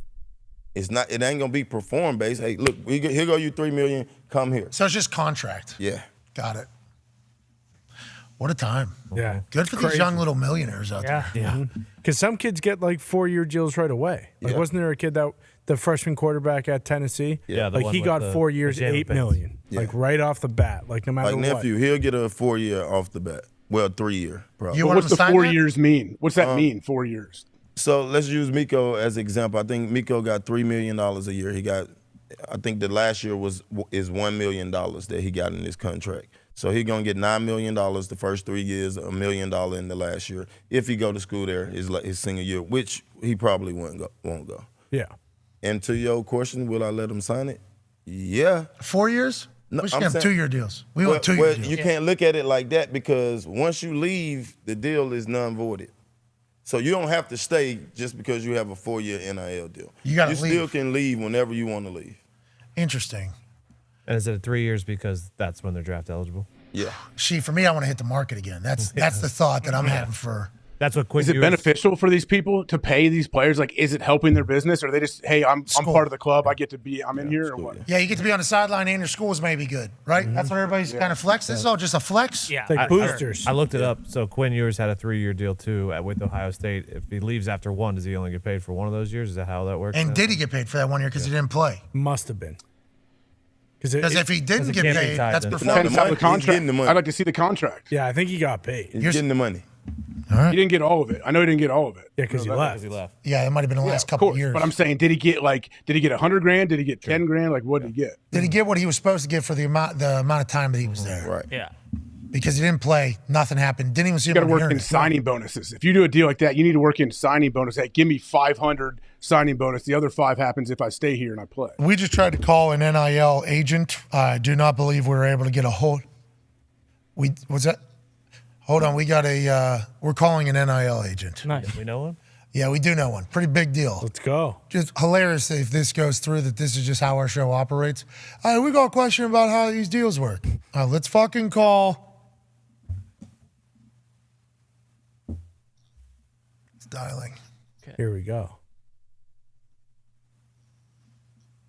Ladies and gentlemen, joining us now, Drew Rosenhaus. Drew. Joining you from Miami Beach, as you can tell from the surroundings here. Everybody has said that place is amazing right now. Miami is like what LA was 10 years ago, is what Dana White said. It's fantastic, it's booming, and you've been the mainstay for a long time. We don't want to take up too much of your time here. We appreciate you. We were just talking about these NIL contracts. So the big words is what? It can't be performance-based. They're incentive-ridden. They can't have that. It's just basic flat contracts that these kids are getting. And if they leave the school, that's basically an opt-out of the contract. How does all this work, Drew? Because we're trying to figure it out, how we can put bonuses in for guys that we want to potentially bring to West Virginia or AJ. But it sounds like bonuses aren't even possible because performance-based shit is seemingly a no-no. Is that right? You want to know something? This is such a new field that I don't even consider myself to be an expert on this. I'm still educating myself. Okay, so it's fucked up, Drew. It's fucked up. It's pretty fucked up right now, you think? Well, it's just new and it's evolving, and there's a lot of things that are constantly happening. What I do know is most of the deals for NIL are not performance-based. It's a 1-year contract, and it can be basically with the collective where you're getting paid in writing, in agreement, to participate on this team for 1 year for X amount of compensation that is usually paid out throughout the season. They're not incentive-based, and if a player leaves the school, the deal becomes null and void. It can be for 1 year, and then it can obviously, you can go to another team and sign another deal. Got it. Drew, but okay, so are players trying to get like signing bonuses? So even if they may leave the school, they get some kind of chunk of money up front. We were thinking Quinn Ewers and how his situation worked out with Ohio State. You know what? It's really professional football now, guys. It's a free for all. It's free agency. I don't see why you couldn't get a signing bonus and then turn around and leave. But you might have some liability towards the collective or the deals that were put together. I wouldn't recommend that. Right. I wouldn't recommend getting a signing bonus and then flipping it and essentially going to another school. But I do think they're good 1-year deals. What you want to look out for are empty promises from teams, where a team gets a guy to transfer or come there from high school and then reneges on the agreement, especially if a player doesn't live up to expectations of their potential. Have we gotten to that point yet where guys have had been told that they stink and nobody wants to pay them any money anymore? Has that happened? Have we hit that? Because that's an uncomfortable conversation, Drew. Yeah, that's happening for sure, guys. There are absolute cases where a guy comes in and has the deal and the team doesn't want them and basically encourages them to enter the transfer portal for the next season. Yeah, it's professional football. Yeah. It is. Listen, the transfer portal, it opened up on Saturday, and there's over 110 players in it already. Hey, go get him some money, Drew. Drew, go get him some money out there. We appreciate the hell out of you, buddy. I'm trying. You're the best. Thank you. Hey, Take care, guys. Jalen Hurts' deal. Good deal? Oh, yeah, absolutely. Anytime you get an extension done, Pat, and you get guaranteed money, it's a good deal. I know people aren't impressed with the cash payout, but there's a lot of unknowns, and the guaranteed money makes a lot of sense. It's a strong guarantee. Did you hear that what Lamar was offered from this whole thing, allegedly, from the new reports as of like the last 24 hours, allegedly what the Ravens offered? Have you heard that? And have you heard anything from Lamar's team since you came on the program? I did. I watched your show, so I saw what Ian had to say about, the offers that he's turned down, and I have not heard back from him, although I am still open. All right. Hey, Lamar, I'm here in Miami, man, just like you. All right. Give me a ring. Get one of those entire gyms. We appreciate you. Ladies and gentlemen, agent icon Drew Rosenhaus. Thank you. That was funny. To be honest, we don't really know either. Okay? That's what It's crazy. It's brand new. Nobody knows. Nobody knows the rules, man. So I was just doing a quick little reading, and I think where it is now is the NCAA still has banned pay to play, as they call it effectively. So you're allowed to endorse something using your name, image, and likeness, obviously. But the way it stands right now is you're not allowed to pay an athlete for performance on the field, per se. You can pay an athlete more money because they are a more prominent name for an endorsement that they've done, but you can't pay them directly for scoring however many touchdowns, doing this or doing that. It has to be for some type of tweet, post, appearance. We offered a guy $800,000 to come play basketball for us. I don't know what he's going to do. That's what I read. Yeah. I think we're paying him to play, obviously. Good player. We're paying him to win. Okay. No, we're not. No, we're not. I'm not a part of that whole thing. My name was associated with that thing. I did not do anything. I just said, like, hey, you need to use my name. It'll help out. Go ahead. Feels like my name should not be a part of it because what my show is. I don't think it is anymore. That's a whole thing. But this is a good time to be a father of a house that has like 10 D1 athletes inside of it, it'd be and fun. potentially knowing the business side of it all. I think they're going to be like Angel Reese. She's going to get paid even more money. Yeah, said. Caitlin Clark is going to get paid even more money. You talk about obviously men's basketball is happening, football is happening. Seemingly a lot of money around right now, and it's all because there's a lot of grads of schools that just want to see their school win. That's right. Remember that side door shit that was happening? Oh, yeah. Stanford. For like USC and Stanford and all these schools. Wait until those grads are like, yeah, I want us to be good at sports again. I know. Well, how much do you have? I don't know, like $2 billion. Just fuck. How do we? Here's $100. We figure something out. Like that can start happening too. You never know who's going to be the one that's going to spark the interest. For West Virginia, it's Mr. Kendrick, the guy that owns the Arizona Diamondbacks, and I'm thankful for it. Yeah. Hopefully, West Virginia gets all the way back into the game. You got to pay.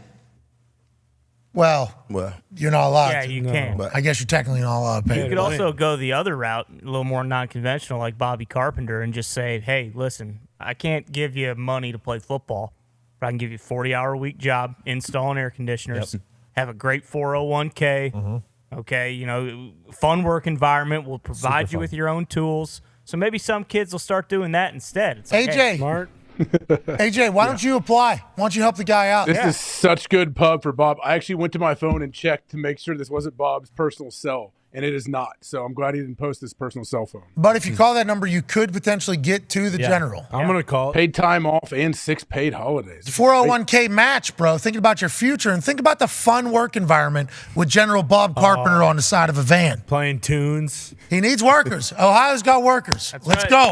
Come on. Carpenter Columbus is hiring experienced plumbing service technicians. Reach out today for an interview. Not just going to give anybody a job. No. Going to have to interview. Certified, probably. Don't miss out. Be a part of Carp's crew. Could you imagine a long day with Bobby Carpenter, then eating snow cones in the back of the van, just hanging out? Oh, my God. In Ohio. Plumbing all day. Come on. Snow cones. Why with snow carts. cones? It's been a long, hot day during the summer. That's what do you mean? do when you install AC. Yeah, cool trick. You don't like Maybe the snow? little ice cream. You heard the little ice cream truck music coming around. Bob will run 5 miles and chase that dude down. That's a fun work environment. It is. I figure he would probably speed up next to it, jerk the car in front of it, force the guy to stop. Well, he'd and pull then out get his flask too and make a rum float with it. But Bobby Carpenter, with his company, he would. With Bobby Carpenter's business there, he can easily get into the NIL game. Exactly. Oh, yeah. He wants, we need one more linebacker that I kind of like. What's it going to take, pal? 100,000? Boom. All I need you to do is take a picture with this van a couple times. That's right. Make a tackle, smile, and point, pal. I Here we assume go. Marvin Harrison Jr. already called. Yeah, how much money is he making, you think? Oh, He's probably getting $2 million a year right now. God, he's got those cool shoes, too. yeah. Another thing you know what this do though, it weed out the kids who really want it and who really don't want it. Some of these kids, I want to go pro, then you get a couple dollars, you stop fucking paying attention to what the main thing was. The main thing was fucking school and getting out of college to go to the league. And a lot of these kids are getting $100,000 and $200,000 and they ain't never had it. And like, oh, fuck, I think I'm rich now. No, you're not fucking rich, bro. Yeah. $200,000 ain't shit. The enemy of good is great. Right. The enemy of wealthy is rich.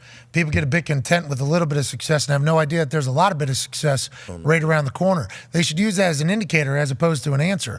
I actually talked about this. Like, I don't know how I would have been. You give me, not that I would have been in a position to get this money, but if I'm one of these quarterbacks that's getting a few $1 million as a 19-year-old, just the human I am, there's zero chance I make to the NFL. Running sprint. That 5 a.m. barless bullshit, no way, bro. What are we even talking about? So these kids that are making millions of dollars and still working and going, it's almost like they're maturing right in front of our eyes. And when they get to the NFL, it's going to be a lot less question marks. Hey, this guy can already handle the moment. Yeah. He can already handle money. He knows everything that's coming social media-wise. It's almost like they're prepping for adulthood much sooner. But there's going to be a lot of guys that fuck it up. There's going to be a lot of guys that fuck it up. That's just going to be natural. How could there not? We see guys in the NFL that get drafted that know, hey, this is coming. They try to prepare you for it, and you still run into all kind of issues. So when you're 17 years old and they're throwing that money at you, like, of course you're going to have issues. Money doesn't bring you happiness, but it does bring you freedom. That particular freedom can lead to some decisions being made, that aren't always conducive for the long haul. What? Hopefully they'll be able to put some guardrails on that entire thing. I mean, I bought a wrestling ring as soon as I found out how much it costs. Yeah, that paid off. Just think about that in college. Me in my dorm. Getting a wrestling ring with around the dorms. If you're making $8 million, like, why wouldn't you just be like, I'm not living in the fucking shoebox. No chance. Year. I'm gonna go buy I'm gonna rent the nicest fucking apartment Where's the AD in this live? city. Yeah, Where's the AD live? exactly. I'll move it next door. I'm in the neighborhood. Oh, I got a bigger dock than you. Yeah. Weird, Saban. All right, let's go to the phones. Let's go to the 5 Energy phone line, 1-833-432-3663. 1-833-4-DOME. Cherry's my favorite flavor. You know what, AJ? That's a good point. Berry has become my favorite because it's been the most prevalent in the office. Because if you go to 5hourenergy.com, use promo code McAfee, you can receive 20% off your order of 5 Hour Energy. You can get a shit ton of them. We got a bunch of cases of them over here. So good. A lot of the 5 Hour Energy extra strength berries. Also have the Hawaiian Breeze. You like the cherry. There's a watermelon. Watermelon's so good. Tropical punch. Oh, it'll get you going. This will rev your engine, AJ. Let's go to the phones. Let's go to Drake in Kansas City. What's going on, Drake? Hey, Pat, boys, how you doing? Keep it moving, Drizzy. What's going on? Also, it's Dre, forgot about, not Drake, bad album. Good to know. So, anyway, I got a little conspiracy for you. What's up, Doc? I believe the NFL is putting a hold on the D-Hop trade so that it can happen on the first round of the NFL draft in Kansas City. He'll be traded to the Chiefs so they can manufacture an electric, entertaining moment from the crowd. Dr. Dre, not a bad point there. We did see the clip of D-Hop being interviewed by CBS Sports' Brian McFadden, who has the podcast with Pat P, which is called Everything Covered. Chiefs. Yep. Everything covered, I do believe, or all things covered. Great content gatherer. Yep. Shout out to the ex-NFLers crushing it out there in the content game. Brian McFadden's one of them. He talked to D-Hop, I believe at one of D-Hop's events, and asked him about the pending trade and said, don't say nothing, just use body language. This is to Dre's point that maybe the Chiefs are going to have D-Hop on the team. That would be absurd, and that would make no sense at all. Here's the clip from CBS Sports. Rumors about trades. You don't control that. Of course not. So I want to play another game with you, right? All right. I don't want you to verbally answer this question. Okay. I'm going to name some destinations. I want your body language or your facial expression to determine, like, ooh, would I like that spot if the Cardinals want to trade you? First really destination. Good. He's really good with body language. Yeah. We're going to go with the New England Patriots. Let's read his body language. Pretty good. All right. I think that's good. That's Second destination. That's good. We're going to go with the Buffalo Bills. The Buffalo Bills? Hell yeah. Okay. Hey, I don't know. That doesn't look Third good. destination. Western New York. We're going to go with the New York Jets. That's enough for me, though. Last destination, we're going to go with the Kansas City Chiefs. What? Well, that feels like the one. You know, some of the best answers are the answers where you don't hear anything. You're right, Brian. Hell yeah. We did hear a lot, though, there, didn't we? He gave full answers with no words. Yeah, I respect and appreciate that. I like the fact that McFadden put him on the spot there, too. Said, hey, let's get right to the point. Clearly, Chiefs are a contender for D-Hop in D-Hop's mind. He also said he doesn't want a pay raise. He said it. Yep. There's also a rumor about him working. Our sources have kind of said to the opposite of that. D-Hop going to a new team probably knows. We haven't got a direct. He would practice. He's going to practice. He would practice. He's going to a new team. Yeah. Like, Our sources have told us, like, hey, he's going to a new team. He's going to have to fucking practice. Right. That's how it kind of goes. And he's not looking for a pay raise.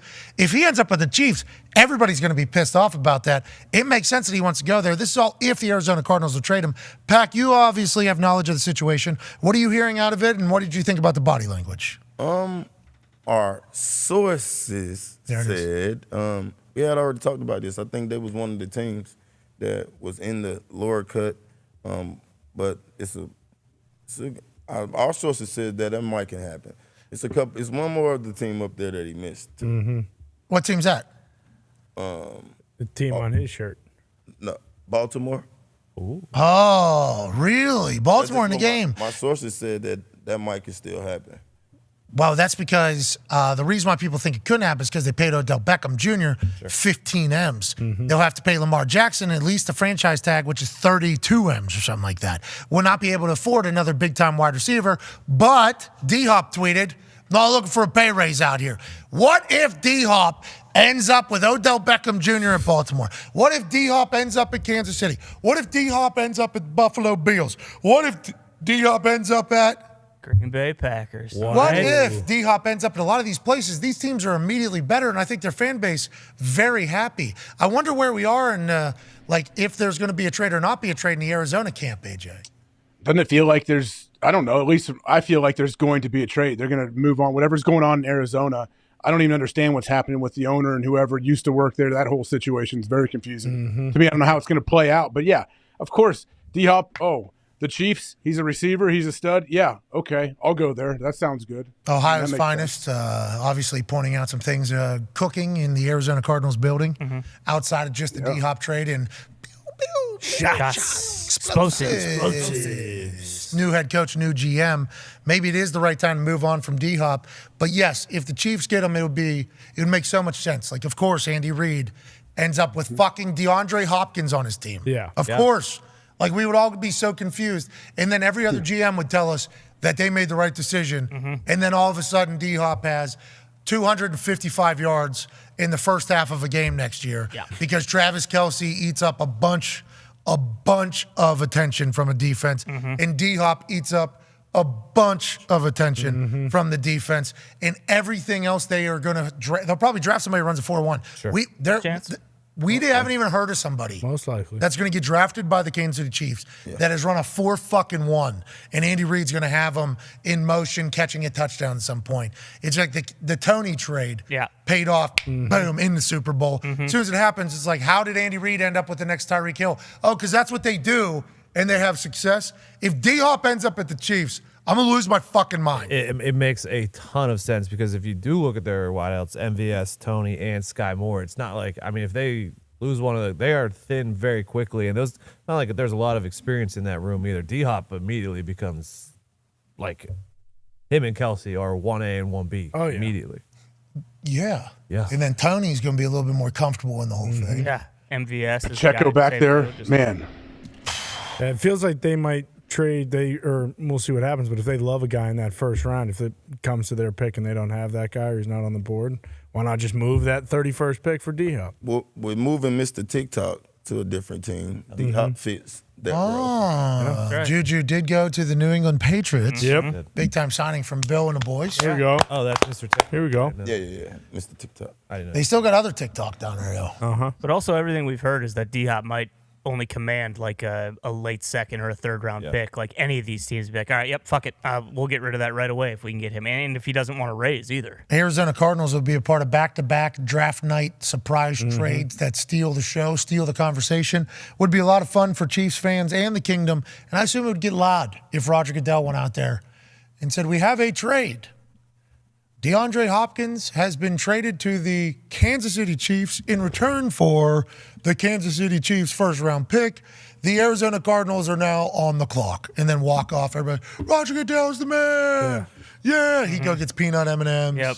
Does his whole thing. The booze, too. That'd be a moment. If they do Buffalo, that place would erupt. He would send out, I assume, a teacher or something. Chimpanzee, maybe? Yeah, I don't know if Roger Goodell's going out to announce that one. I've been in this game long enough. I just signed another deal. You can fucking go deliver that there. Good luck. Not me. Let's go. Maybe it'll be Sam Rappaport. Yeah. That makes sense. Send Sam out there. Yeah. Sam, welcome to the league. Yeah, I know you've been around a long time. You're going to go out there and tell them that Chiefs were thinking about trading. This is a big part of it. Chiefs were thinking about getting DeAndre. They lost. Tell them they suck. Window's over. He's going to the Buffalo Bills, and in return, now the Arizona Cardinals are on the clock. They're going to boo the shit out of you. Sam, it's Take going to it be tough. in stride. This is Have what it fun. is. This is what it is, Sam. Welcome to the Thunderdome. Let's go to AJ in South Carolina on the 5 Energy phone line. What's going on, AJ? Boys, how we doing? Keep moving. Hell yeah. Keep moving. So what are huge Colts fan here? So what are the odds that we actually trade back to the 10th pick where the Eagles are and get Hendon Hooker? I mean, as much as I love Anthony Richardson, I think 4 is kind of a shitty spot to be in. I'd Just say, want to hear your thoughts on it. I think 4 is also a shitty spot. Why would they go with the Eagles? The Eagles want to get to 4 to get Jalen Carter? That's what I'm thinking. I mean, that's really the only pieces that they're missing are defensive pieces for the Eagles anyway. I mean, their offense was absolutely stellar this past year, and they lost a bunch of defensive players, and I think that, Jalen Carter would be a good fit for them, and, I think Hendon Hooker would be a great fit for us just as much as Anthony Richardson would be. I love Hendon Hooker. I love the thought of it. He would allegedly be around at 10. The thought that teams will trade up to get defense as opposed to a quarterback has not been broached. Nope. But somebody told us just yesterday that this is going to be a very defensive-heavy draft. So maybe Jalen Carter, who we had worries about because he was out of shape and obviously something very dramatic happened, and he was arrested during the combine. Like, I don't know how often that happens. It's pro day. Very rare, Just probably. during the combine, like during the interview process, publicly arrested, then back to the interview process, which I respect and appreciate. That's a terrible scene down there, terrible situation, saddest of sad. But then he shows up out of shape, it seems like, for his pro day, puts on a terrible workout, and now everybody has to call into question everything. Can this guy be in the NFL? Will he be able to get money? Is everything kind of gone the wrong way? What's going to be like with free time without Kirby Smart kind of dictating every moment of his life? Like, that whole thing started. Then Drew Rosenhaus says, he's not visiting anybody outside the top 10. So then we go, the Philadelphia Eagles must need Jalen Carter. So do other teams think that the Eagles need Jalen Carter? Will teams be trading in front of the Eagles to get Jalen Carter now that it's kind of public that they're going to get there? We haven't even talked about that. We've only talked about people trading for quarterbacks. Maybe the defensive guys get some love in here. Nolan Smith was talked about. Yeah. People loving Nolan Smith. Maybe there's some moves made for defensive guys that kind of turn the entire draft upside down next Thursday, AJ. I think, that's probably what will be somewhat surprising. A team that jumps up, you think, who knows, like, we're all thinking they're going to take this guy or whatever, and they take some interior D lineman or somebody that maybe we didn't have in the top 5 or top 10. We have gotten some updated details on the Allen Robinson trade with the Pittsburgh Steelers. Adam Schefter is reporting the Steelers will get wide receiver Allen Robinson and a 7th-round pick. Hey, pick 251. That is not Mr. Irrelevant. Brock Purdy was picked after that pick, so that could be somebody. Rams received 7th-round pick 234. Rams pay $10.25 million of Robinson's salary. Steelers pay remaining $5 million. Robinson is scheduled to be in Pittsburgh for a physical Wednesday. Oh, no. All right, Pittsburgh Steelers doing business. Nice. Doing business. I can't find a downside to that one for me. Me neither. I thought this was a wrong tweet. I mean, when you talk about leverage and compensation and everything like that, seems to be leaning heavily in the Pittsburgh Steelers' favor. Guess they just wanted that deal off the books, but will still pay $10.25 million. Get him out of here. What the fuck? Yeah, the Rams. It's great for the Steelers here because they swapped 7th-round picks. So fucking hard, bro. Who gives a fuck? Why it's you all over there upside. smiling like you just got the best guy off the board or I'm something? fucking giddy, Pack. Okay. They just beat the Rams. I'm a mark. Okay. But on the other side, who was it? Leonard Floyd. They wanted to get him off the books and only saved like $1 million this year. And I think the next year's savings I saw for Allen Robinson is big. Like they're trying to get things off of the book this year so that next year they have even more. The Rams are in a bad situation. Well, that's also why the Cardinals are shopping D-Hop now, because D-Hop's contract after this upcoming season will be 0 for the Arizona Cardinals. New coach, new GM can get to 0 with that contract that was done by the previous regime. Now it's without DeAndre Hopkins. Yeah. So that is still a certain, books pay people that are good at football. You're losing a guy that's really good at football. So, that never gets brought up whenever they talk about, the books are better, the books are better. It's like, is the team. I don't know if the Rams care because Allen Robinson and Matthew Stafford, for whatever reason, never became an item. No. And Matthew Stafford's all the way back and recovered. They just wanted to get him. We'll swap 7s. Yep. We'll pay 2/3 of this thing. You take them, okay? You. That's kind of what it feels like the Rams did.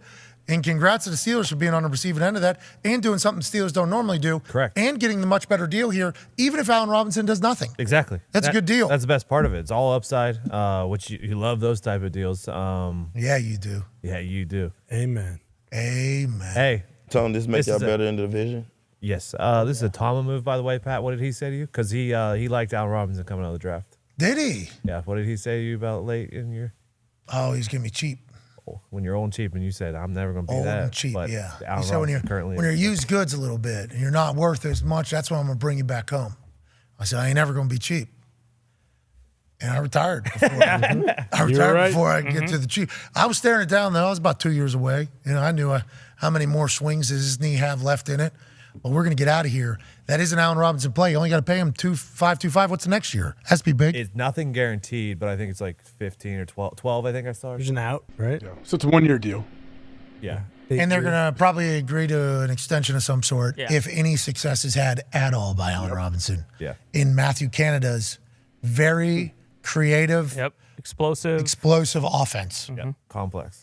What's wrong, Pac-Man? Seemed to be a little bit down on it in the dumps because of this. Yeah, what's He's going on? talking about the explosive. He's shooting a 22, a pew, pew, pew. Explosive is a fucking 12 gauge. They don't got that right now. Yeah, you guys, you got Pickens who could be a 30-06, but guess what? The person pulled the trigger has no fucking idea where the bullet needs to go. That would be Matthew Canada, pal. Fucking GP's more like a 50 cal, my friend. Of course. True. Kenny Pickett with 2 gloves, too. That guy's... Oh, my God. Yeah. Double on Uzi. the turret. Absolutely.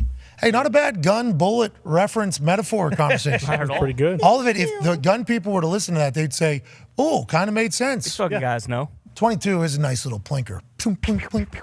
Pew, pew, pew. This is a chopper. Okay. Boom. What are you doing? You ad-libbing for a song right now? Oh, no. In the background? Pew, pew, pew. That's like explosives. Pew, pew, pew. Explosives. Pew, pew, pew. That's what I'm talking about. Pretty good. That's what the Pittsburgh Steelers are trying to become. Good beat. They're trying to become. No, none of that. Boom, boom. That's what they're trying to do. Because the Bengals got all of that. Yeah. They do. And the Ravens got Odell, and potentially, from what our source says, are saying maybe D-Hop out there. Look out. Holy shit, the AFC North, it's hot in the kitchen, isn't it? It's hot in the kitchen. And the Cleveland Browns, what are they going to be? Nobody even talks about them. They posted a video yesterday, Deshaun walking the building. That's the first time I've seen them do that. Well, Myles That Garrett. must be all behind us. Myles Garrett. Pew, pew, pew. Pew, pew, pew. Myles Garrett said he's no longer doing any of the Pro Bowl fucking games after breaking his toe last year in Vegas. He's come out and made that statement. Feels like the Pro Bowl games had a fun little run. It was fun. It was cool. A fun little run. I got to commentate that game. Had a fun little run. The water balloon was the most dangerous. I hope they just get rid of that one. Keep everything golf. else. Yeah. Keep the golf. Yep. The putting the weights in and the sleds and pulling them. That was a good one. How do you feel, How do you think Cleveland Browns fans are feeling? The only time we talk about them is they're the ones that gave that shitty fucking deal to that guy who had, right? Yeah, That's the I mean- only time we talk about the Cleveland Browns, That's right? on them. I think that's the only time anyone talks about them. That's what I'm saying. So if Kinda you on Like them. that though? Is it good though? We're not. I guess. True. Remember, was it a couple years ago? People thought the Browns were going to win the Super Bowl. Was that the year that Baker was that Bake, just 2 years ago? 2 years ago, that was after Going Baker in. took him to the playoffs. Yeah. Expectations were sky high. You would think Deshaun's their expectations would be sky high, but I don't feel that way. I don't know. Maybe people in Cleveland feel that way, and they're happy to be under the radar. I didn't get a chance to chat with The Miz because obviously The Miz and I had a chance to, scrap in front of 80,497 people at SoFi Stadium. Had to kick his ass. And I didn't get a chance to ask him in that moment where we were talking beforehand because there was other things that had to be chatted about because he made an open challenge. And listen, WWE Universe needed to see him perform. Right. He's the fucking Miz. Okay, he put on a 5-star last night with Seth Rollins. Almost beat Seth Rollins a couple times last night. Yeah, it was unreal. It was unreal. I was like, damn, I just, Fucking wipe the floor. I don't know. I don't know. Am I the Yeah. Seth? Look out, okay? Look out. Now I did kind of sneak attack. He had no time to prepare. I assume didn't get to ask him. He's a diehard Browns fan. You don't hear a lot of Browns fans like publicly saying we're going to be good, Ever. or that Deshaun is going to be great. You hear a lot of Browns fans being like, hope we're good, hope we're good, hope we're good, hope we're good. It's like a much different vibe almost out of Cleveland. When they sucked, their fans were louder. When they were not good, their fans were a lot louder. Now it's like they got a guy they're paying $230 million to. They feel uncomfortable being an open fan about him. Yeah. Kind of uncomfortable being a fan of him, and they haven't really proven anything. So they're kind of quiet. And the only time that they're being talked about is, that fucking deal that the Haslam gave to Deshaun, that's new market. That's what everybody needs to do. And the rest of the NFL is like, nah, they're still the fucking Browns. We're not doing what the Browns are doing. No chance. Wild time to be a Browns fan. Well, and it seems like it kind of went from like if you weren't a fan of a team in the AFC North, like you were kind of ambivalent on the Browns, like whatever, they always suck. But like now it's like, Well said. hey, I want I hope they fail. Like I do not want to see the Browns win, and it kind of is because of all the shit with Deshaun. It's like, Holy shit, though. Well, it's true though. Ambivalent. Don't care one way or another what happens with the Browns. They're gonna suck anyway. But I now totally it's agree. like- I've never gave a fuck what happened with the Browns. So I'm totally Thank you, on Pac. your side, buddy. Totally on your side. Let's go to the phones. Let's go to Marty in Sacramento on the 5 Energy phone line. What's going on, Marty? Hell yeah. Hey, what's going on, fellas? First and foremost, want to thank you guys for finally talking about the Sacramento Kings and giving them national attention. Everybody says We're not the only ones. flash in the pan. Hey, we're not the only ones. We might have been a little bit late, Marty, but we want to let you know we do apologize. We come from a city where we opened the show with this. 90% of the people, if they were polled in Pittsburgh, were told to give all of the NBA teams from California and they would get $1 million. 90% of them would leave Sacramento Kings off the list. They would have no idea that team is even in the NBA still, but what you guys are doing to Golden State, in the atmosphere that is buzzing in that arena, in the way the outside pictures and the scenes look over there. It looks like a beautiful city, a beautiful time, and congratulations to all you, Marty, for being very patient through a terrible, terrible, terrible franchise all the way up until now. Yeah, I appreciate that. But question for Tone Diggs. So earlier in the show, you had mentioned that Golden State has a pretty good record at home. Okay. But my question is what does Vegas say about the Kings being the best road team in the Western Conference with only 16 losses all season long?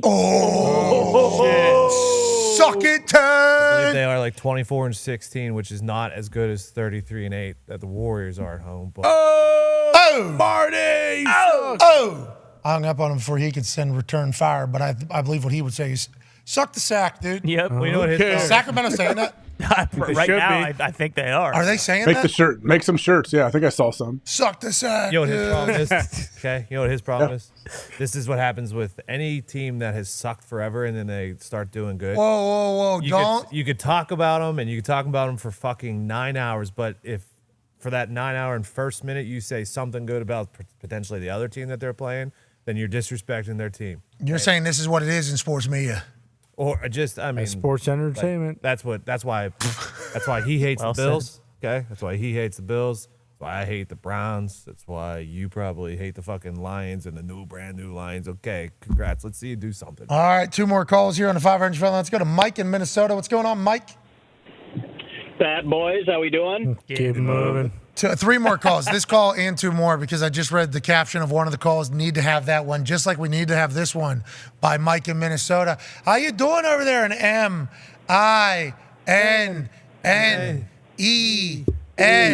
Oh, hey, Minnesota. Which is the real state of hockey. You guys can have the hockey towns, but it's the state of hockey here in Minnesota. Valid. What do you want to talk about, pal?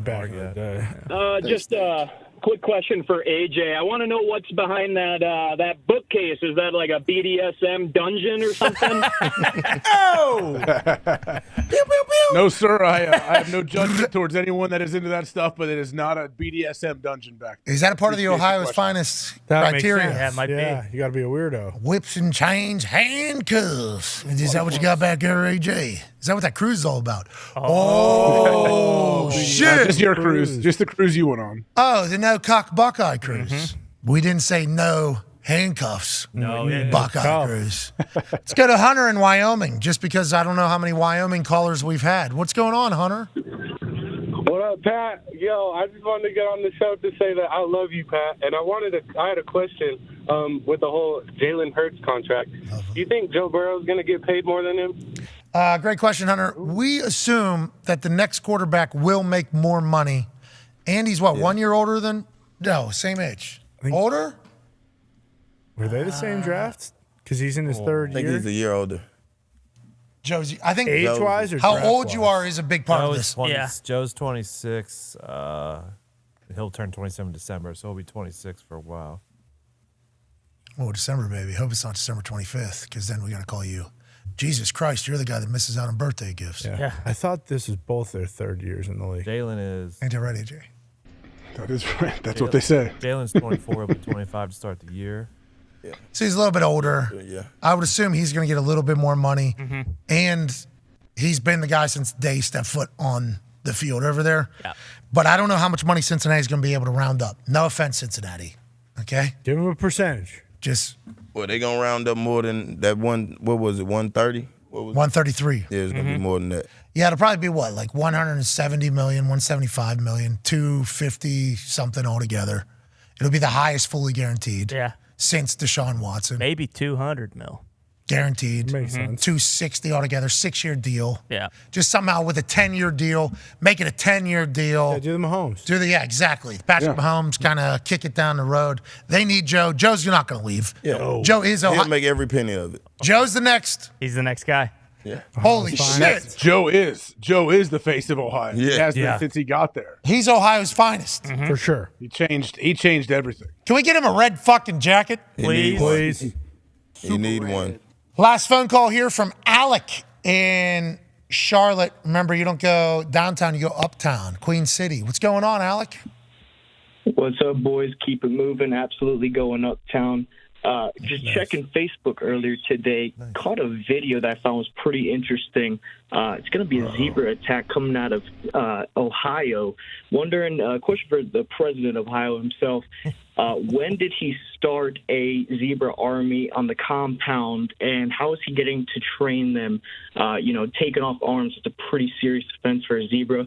Is he just putting them in a barn and just on a projector screen, just A.J. Hawk and James Laurinaitis footage? Like, what kind of film is he showing them to get these zebras to take arms off? Okay, great question, Alec. And I assume, I haven't been on Facebook in a long time. I assume if it's on there, it's real. And it's definitely true. I seen on the caption there, it said safari animal animal behead somebody, Ohio. Okay? Oh. Had to see that. Did not know it was potentially a pet zebra. How come Ohio, and we watched Tiger King, and I think that was Arkansas or something like that. I forget the Oklahoma. Yeah. I forget what state it was.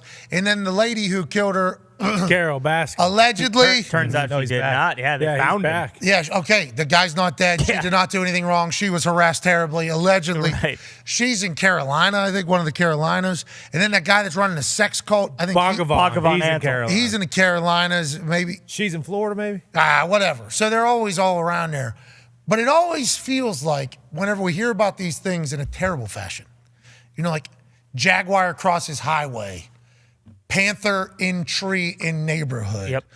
Two tigers stroll into a Denny's. Like, it's always in Ohio. Yeah. Zebras are taking people's heads off in Ohio, AJ? Why do you guys still have the safari law? And how does this always happen to you fine Ohioans, you think? Well, first off, I would like to see somebody check Facebook, see if that's a true story, because even in his story, he said, in the caption, it says beheaded, but then he said they bit someone's arm off. So I need to know. It's a big difference. So I need to see that. So it was an Also, arm, I believe. It was a month ago. Zito just looked Did he it up. bite it off? This does appear like a to- wild. Did it get out of an enclosure somewhere? WKBN, zebra bites man's arm off in Ohio before being put down. Oh, It was man. like a bee. You know, you sting one time, you go on and die. Zebra knew that if it took an arm off a human, probably going to die, but had to go down on the zebra's sword. While deputies were treating the man, the zebra continued acting aggressively and charged I wondered did one they take deputy's his arm out cruiser. of there? What's that? I wonder did they go back and take his arm back out so they can put it back? Yeah. Probably. You put it on ice. Yeah. Yeah, probably keep it put it around. After Put it in they a riddled cooler. that thing with fucking bullets, I'm sure they went and grabbed the arm out. Painted it. How about that thing still want another piece of that man? What did the man do to the zebra? I don't want to have to ask. No. Probably had him in a cage. Probably had him in a cage his whole life. Right? Okay, yeah, probably that's it. Yeah, exactly. Definitely. I think it's I mean, you've Camaros. seen- I think it's You've seen Camaros. Mr. Hands. You've seen Mr. Hands. You know. A zebra is pretty similar to a horse, I guess. But the whole, why does this always happen in Ohio? I think the laws have changed, haven't they? Changed after the dude in Zanesville had had all these wild animals. He killed him. He opened the door and killed himself, and they all escaped. I thought things changed after that. That was a full lockdown, right? Yeah, but luckily the animals were they'd been enclosed for so long. Not many of them really took off. They kind of hung around the area and they shot all of them. So 911, what's your emergency? Yeah, I'm driving on 70. I just seen a fucking jaguar. What do you? A jaguar? A jaguar. Where? Just crossed the fucking highway. I think it was a jaguar. That was not a deer. Big cat. I don't know. It was not a bear. You tell me. 911, what's your emergency? I just walked out in my backyard. Yeah. A fucking African lion is sitting on top of my swing set. That's what that was happening, wasn't it? yeah, that was real. And then people got pissed that they were shooting them. They said, "Oh, you need to tranquilize them and get them back." And Jungle Jack Hanna's on CNN, be like, "Hey, there's like 70 lions and all these crazy animals that could kill you. Like, we don't have time to sit there and shoot them and let them eventually pass out." We're getting more information out of the zebra arm attack. The owner had been burning brush when he turned his back and the zebra attacked him. Sheriff's Lieutenant Jonathan R. Strasser said. He said there were 6 to 7 zebras in a fenced-in area on the property. Sheriff's deputies responded to an incident of zebra biting a man March 13, 2023 at a farm in Circleville, not to be confused with Centerville, the home of Herb Street and A.J. Hawk. Right. Circleville is a different place. An officer positioned a cruiser in an attempt to block the zebras from the victim, but a very hostile large male zebra charged the driver's side door of the vehicle, according to the incident report. The victim was found with a hemorrhage to his right arm below the elbow and was taken away by ambulance. Deputies tending the victim, an officer saw a male. Okay, got it. He's coming back. The family authorized deputies to put Dahn the zebra, it said down. Yeah, had to do it. He was just Did trying they really to have to authorize it? Well, he didn't get Dahn back. Sounds like he just bit his arm. So he was in their cage, though, right? He was in the zebra cage. it Yeah, sounds like. he was the one. More like a paddock. There you go. Yeah. What was he doing with these zebras? Like, is it a petting zoo? Do we get to come see him? Large male was obviously a little bit threatened. We don't know if he was, happy to hear he's okay, though. Don't know what else was going on. They should have just taken this thing to the zoo and shot it in the head like they did Harambe. Get him in the zoo, let him eat some peanuts or whatever he did, and then shoot him in the head and kill him there. They didn't kill Harambe like that. They did. They certainly he grabbed like a half of a sandwich from someone at the zoo, and they're like, Jesus Christ, shoot this thing in the head right now, and they did. Yeah, but we're in a time now like Lolita, Thanks a lot, Cincinnati. where Harambe probably would have just been let back into the jungle. if what happened then had happened. Was it a half of a sandwich or was it a human being? It might have been a toddler that was in Small there, but I baby. like to remember that he just grabbed some guy's peanuts or sandwich, and they weren't okay with that. He carried the kid by its diaper. He's trying to protect him. Brother. Yeah, he was. Did you ever go to Circleville and see these fucking zebras? Was this like a tourist attraction? Not in the Hawk household. It was not. But I would. I'd take my kids to see it now. What was it a public thing, or was this guy just hanging out with zebras? Like, were they I think hunting? there's a zebras? lot of people like this. If he had 6 zebras, I need to know what other animals he had. They saved the guy's arm. Okay, they saved the guy's arm. Okay. I didn't know if Zito said it was a hunting. Is it a hunting place? Like, is it an exotic hunting? It I don't doesn't think you really can have say, them but hunt it 'em. says it's not illegal to own those zebras in the article. So I'm guessing you Ohio, just whatever you want. Yeah, any animals. They're not considered How do you dangerous. want it to me? How do you, Ohio, you can literally buy anything. Yeah. And keep it there. That's why it's the best. They just classify it as a freak thing that happened. Yeah, normally those zebras are real kind. Real freak thing. A zebra bit a man's arm off in Ohio. Let's hope it's an anomaly. Let's hope those zebras don't like the taste of blood. Yeah. A lot of blood over there in Ohio. Ain't that right, AJ? What are the other zebras? No, there's 5 other zebras. What are they going to do? Well, it seems like there's some bitch-ass zebras in there. Let one of them kind of go do all the work. And I would assume if you just... All right, before we get out of here, Pac, let's go ahead and win some. Let's You go go, ahead and win. Pac, man. Hey, Pac, let's go ahead. You should get one. A zebra? You have That'd be all that sweet. space. You could fence it in. You could have lions, tigers, everything. I need like a goat or whatever, like the thing that just like kind of... Goats, sheep, Yeah. maybe. Yeah, you could definitely have goats roaming. Get little miniature goats. They're cool. They'll eat the weeds. Yeah. I want a miniature bucking bull before I get in. That'd be cool. I went to the rodeo one time, saw a rodeo clown was riding on a miniature bucking bull. And I said, well, I want one of those for sure. Big old horns. It did the bucking. I was like, oh, there's a party trick. I was like, I'll just ride a fucking miniature bucking bull. People come over to the house. Wait till I bust open this barn and I come out of there on this little tiny little Rocco. That'd be so sweet. Miniature bucking bull. Holy Have a shit. cowboy hat on. I mean, that'd be So sweet. Yeah, I thought about this all. And then I asked him what the price was. I went all the way. I talked to the farm that has them, obviously, over there in Dakotas. Yeah. What they say? You'd take great care of them. They said they're big time assholes. Like, yeah, I need. Well, yeah, of course. These things are very rude. Yeah, you're gonna have to really take care of them, and that day will come. Maybe some would. goats. I think so. You take care of it. I think so. Simple. I've heard those. Yeah. What's that, pal?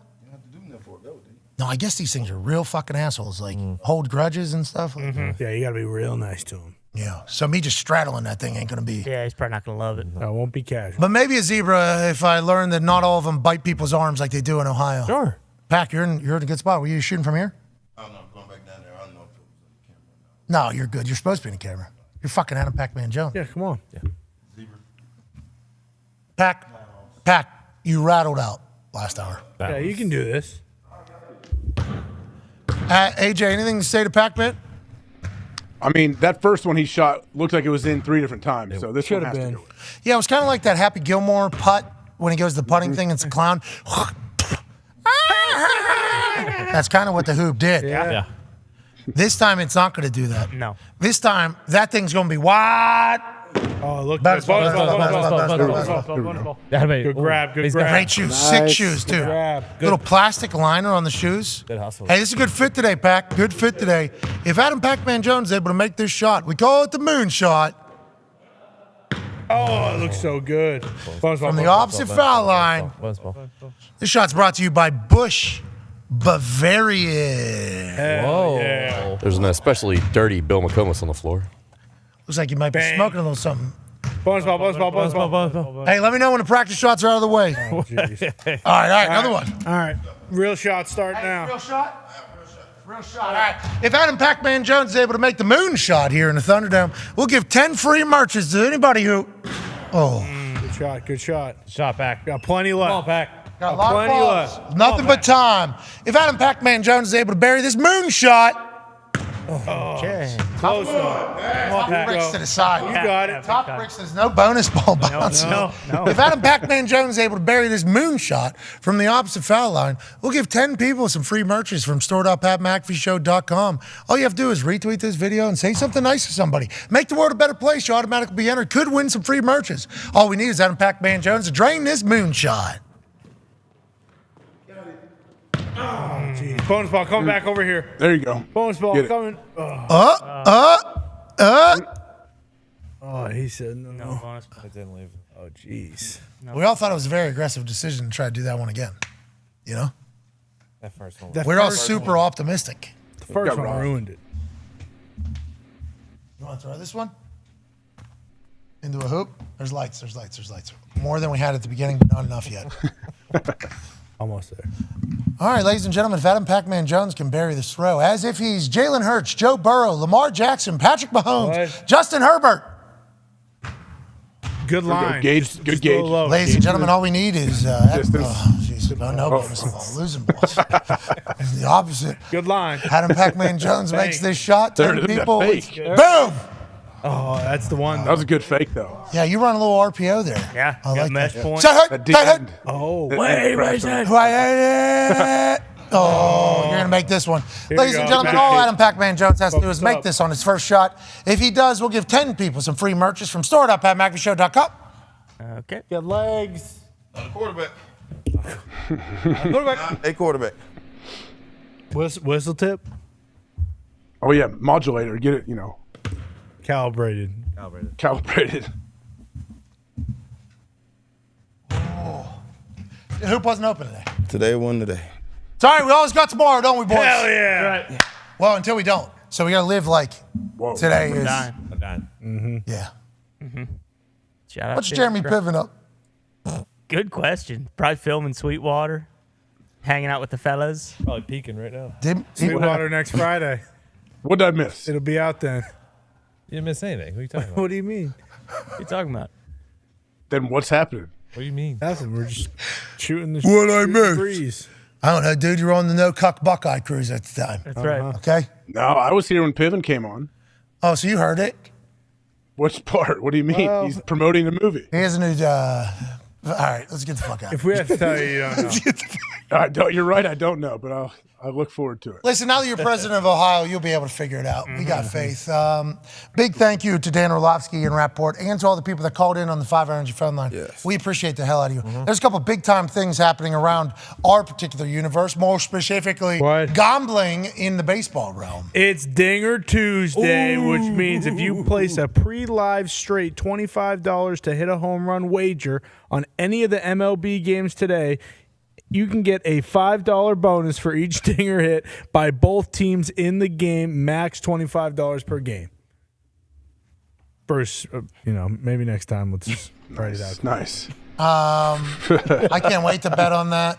You could have read it before we went live, but that's not your style. No, it isn't. I would like to add into the fact that you didn't read once from that book that you stapled notes in during the wedding. No, that's not true. I had to read. I actually, if you look at the video all the way to the end, I even read "Ladies and Gentlemen" for the first time as married. Oh, really? I thought you didn't use it at all. Yeah, I had to read like the vow stuff and the exchange of the ring stuff. I didn't know those exact words. Well, you did a good job. That was fun. It was fun. Thank you. Really good job. You did a great, not just, I mean, you did phenomenal. Compliments from people. Everybody. A lot of people. Nobody People were compliments the service, really. Normally people are like, that was an interesting service. It was really cute. It was emotional and everything like that. Certainly was emotional, which Yeah. I believe is because of you. I was rattled from the beginning because everyone was so emotional. I was like, man, I'm not used to this. It was so beautiful, wasn't it? It was fun. Yeah, it was very fun. It was a gorgeous wedding. It's the best time I ever had in Pittsburgh history. So Boom. thank you, Nick. How about that? No, thank you, Pac. Thank you. Thank you, Pac, man. And Joe, he had a good time too. Yeah, Joe was dressed like an asshole. Dressed to the nines. Hey, AJ. Best dressed at the wedding. Joe was dressed like a fucking asshole. AJ, he come in. I said, all right, Tuxedo. Joe, we going to. He asked me what I was wearing. I was like, yo, I'm wearing a nice little suit, boom, boom, shoes, and a pair of red bottoms. He's like, well, I got my best shirt. Joe walks in a fucking hoodie. Yeah, it was terrible. Hood up and with a hat sweats. on. Yep. I've seen the sweats and the hoodie combination that he wore on the Chris Hansen. Chris Hansen, yeah. Catch a predator. Yeah, Catch a Predator. Please be seated. 15 to 20 times. This is a black tie affair that's happening. As soon as I saw him, I'm like, we've been too nice to this fucking guy. This guy thought he would show up at one of our weddings look like this. shit. We've been way too nice to this fucking Imagine guy. this though, walking in with me. There's only 2 black guys there with all Italians. All of them. All of them. And you know how they dress. Hair is boom. Yep. Yes. Bingo. Yep. Very did. Yeah. Well said. Everybody was very did. Did Joe think that this was like, hey, this is sweet. I look good. I think so. Yeah, he did. Batman told him black tie. I think he thought for black him. shirt and just showed up in gym shorts. Oh my God. Nonetheless, Nick I got respect the married. confidence. Pack, you were a blast at the party. You need to know that. Big shout out to you, your wife, and family for coming. And also, today is a massive day. You know, because not only is it, big day Tuesday, April 18th. Not only is it the day we break some news, it's also the day that an absolute legend was born. Connor, you have crushed everything in this world has given you. We're incredibly proud of you. Congrats on another trip around the sun. Happy birthday to you. Happy birthday to you. Happy birthday, dear Connor. Happy birthday to you. Hey, we're proud of you, buddy. Hey, thanks, guys. That's a keto cake. Nice. Hope you made a good wish. Happy birthday, pal. We're proud of you. Thank you. I appreciate that. You know, it's always fun coming in here, but unfortunately, I changed my birthday. You know, you can change anything these days, so I decided, let's move it down to November. So, November 5th is my new birthday. But my brother's birthday. Remember, the 5th of November. There you go. What else can you change? Anything you want. All right, happy birthday. That is not how this should have went, but we were all very Happy proud birthday, of you. Con Man. And we love you, man. Good day. Good day. Love you guys. Happy birthday, Connor. Thank you. I appreciate I'm it. excited to try that keto cake. Looks good. I'm trying to get back into ketosis after a hell of a Hard to imagine this is keto. It is. It is. Had to order it. Literally, one of the first times our office has thought ahead. Here we go. Zito, ain't that right? Funny story on that one. Yes, sir. Zito said so you were not in the room, but you know how the Thunderdome go, echoes and stuff. Zito came up to me and said, you wanna? I said, what was that? Channeling my inner Belichick, by the way. There you go. He said tomorrow, do you want? You're gonna have to say it one more fucking time, Zito. I know, just say it. He goes, I don't want to speak too loud. Tomorrow's Connor's birthday. Do we want to get a keto cake? I said, that's what you said the first two times? Holy fuck, I did not hear that at all. But then I said, yes, absolutely, brilliant. Zito made this whole thing happen. I think that's a keto cake, right, Zito? Yep. The baker actually backed out, but we had it cooking for my house yesterday, so. Wow. That is a fully keto cake. That's unbelievable. Are you serious? 0% sugar, yes. Holy hell. Thank you to the Zito Thank Haas. you, Zito Haas. Coco. And happy birthday, Con Man. But yeah, we thought about you because we love you, buddy. Hey, I appreciate it. I love you guys, too. This does look unbelievable. If that's no grams, I mean, Yeah. Looks good. that's lunch, I think. Seriously. For you. All right, let's get to a break. We're back tomorrow. Why don't you tell something nice to somebody? You know?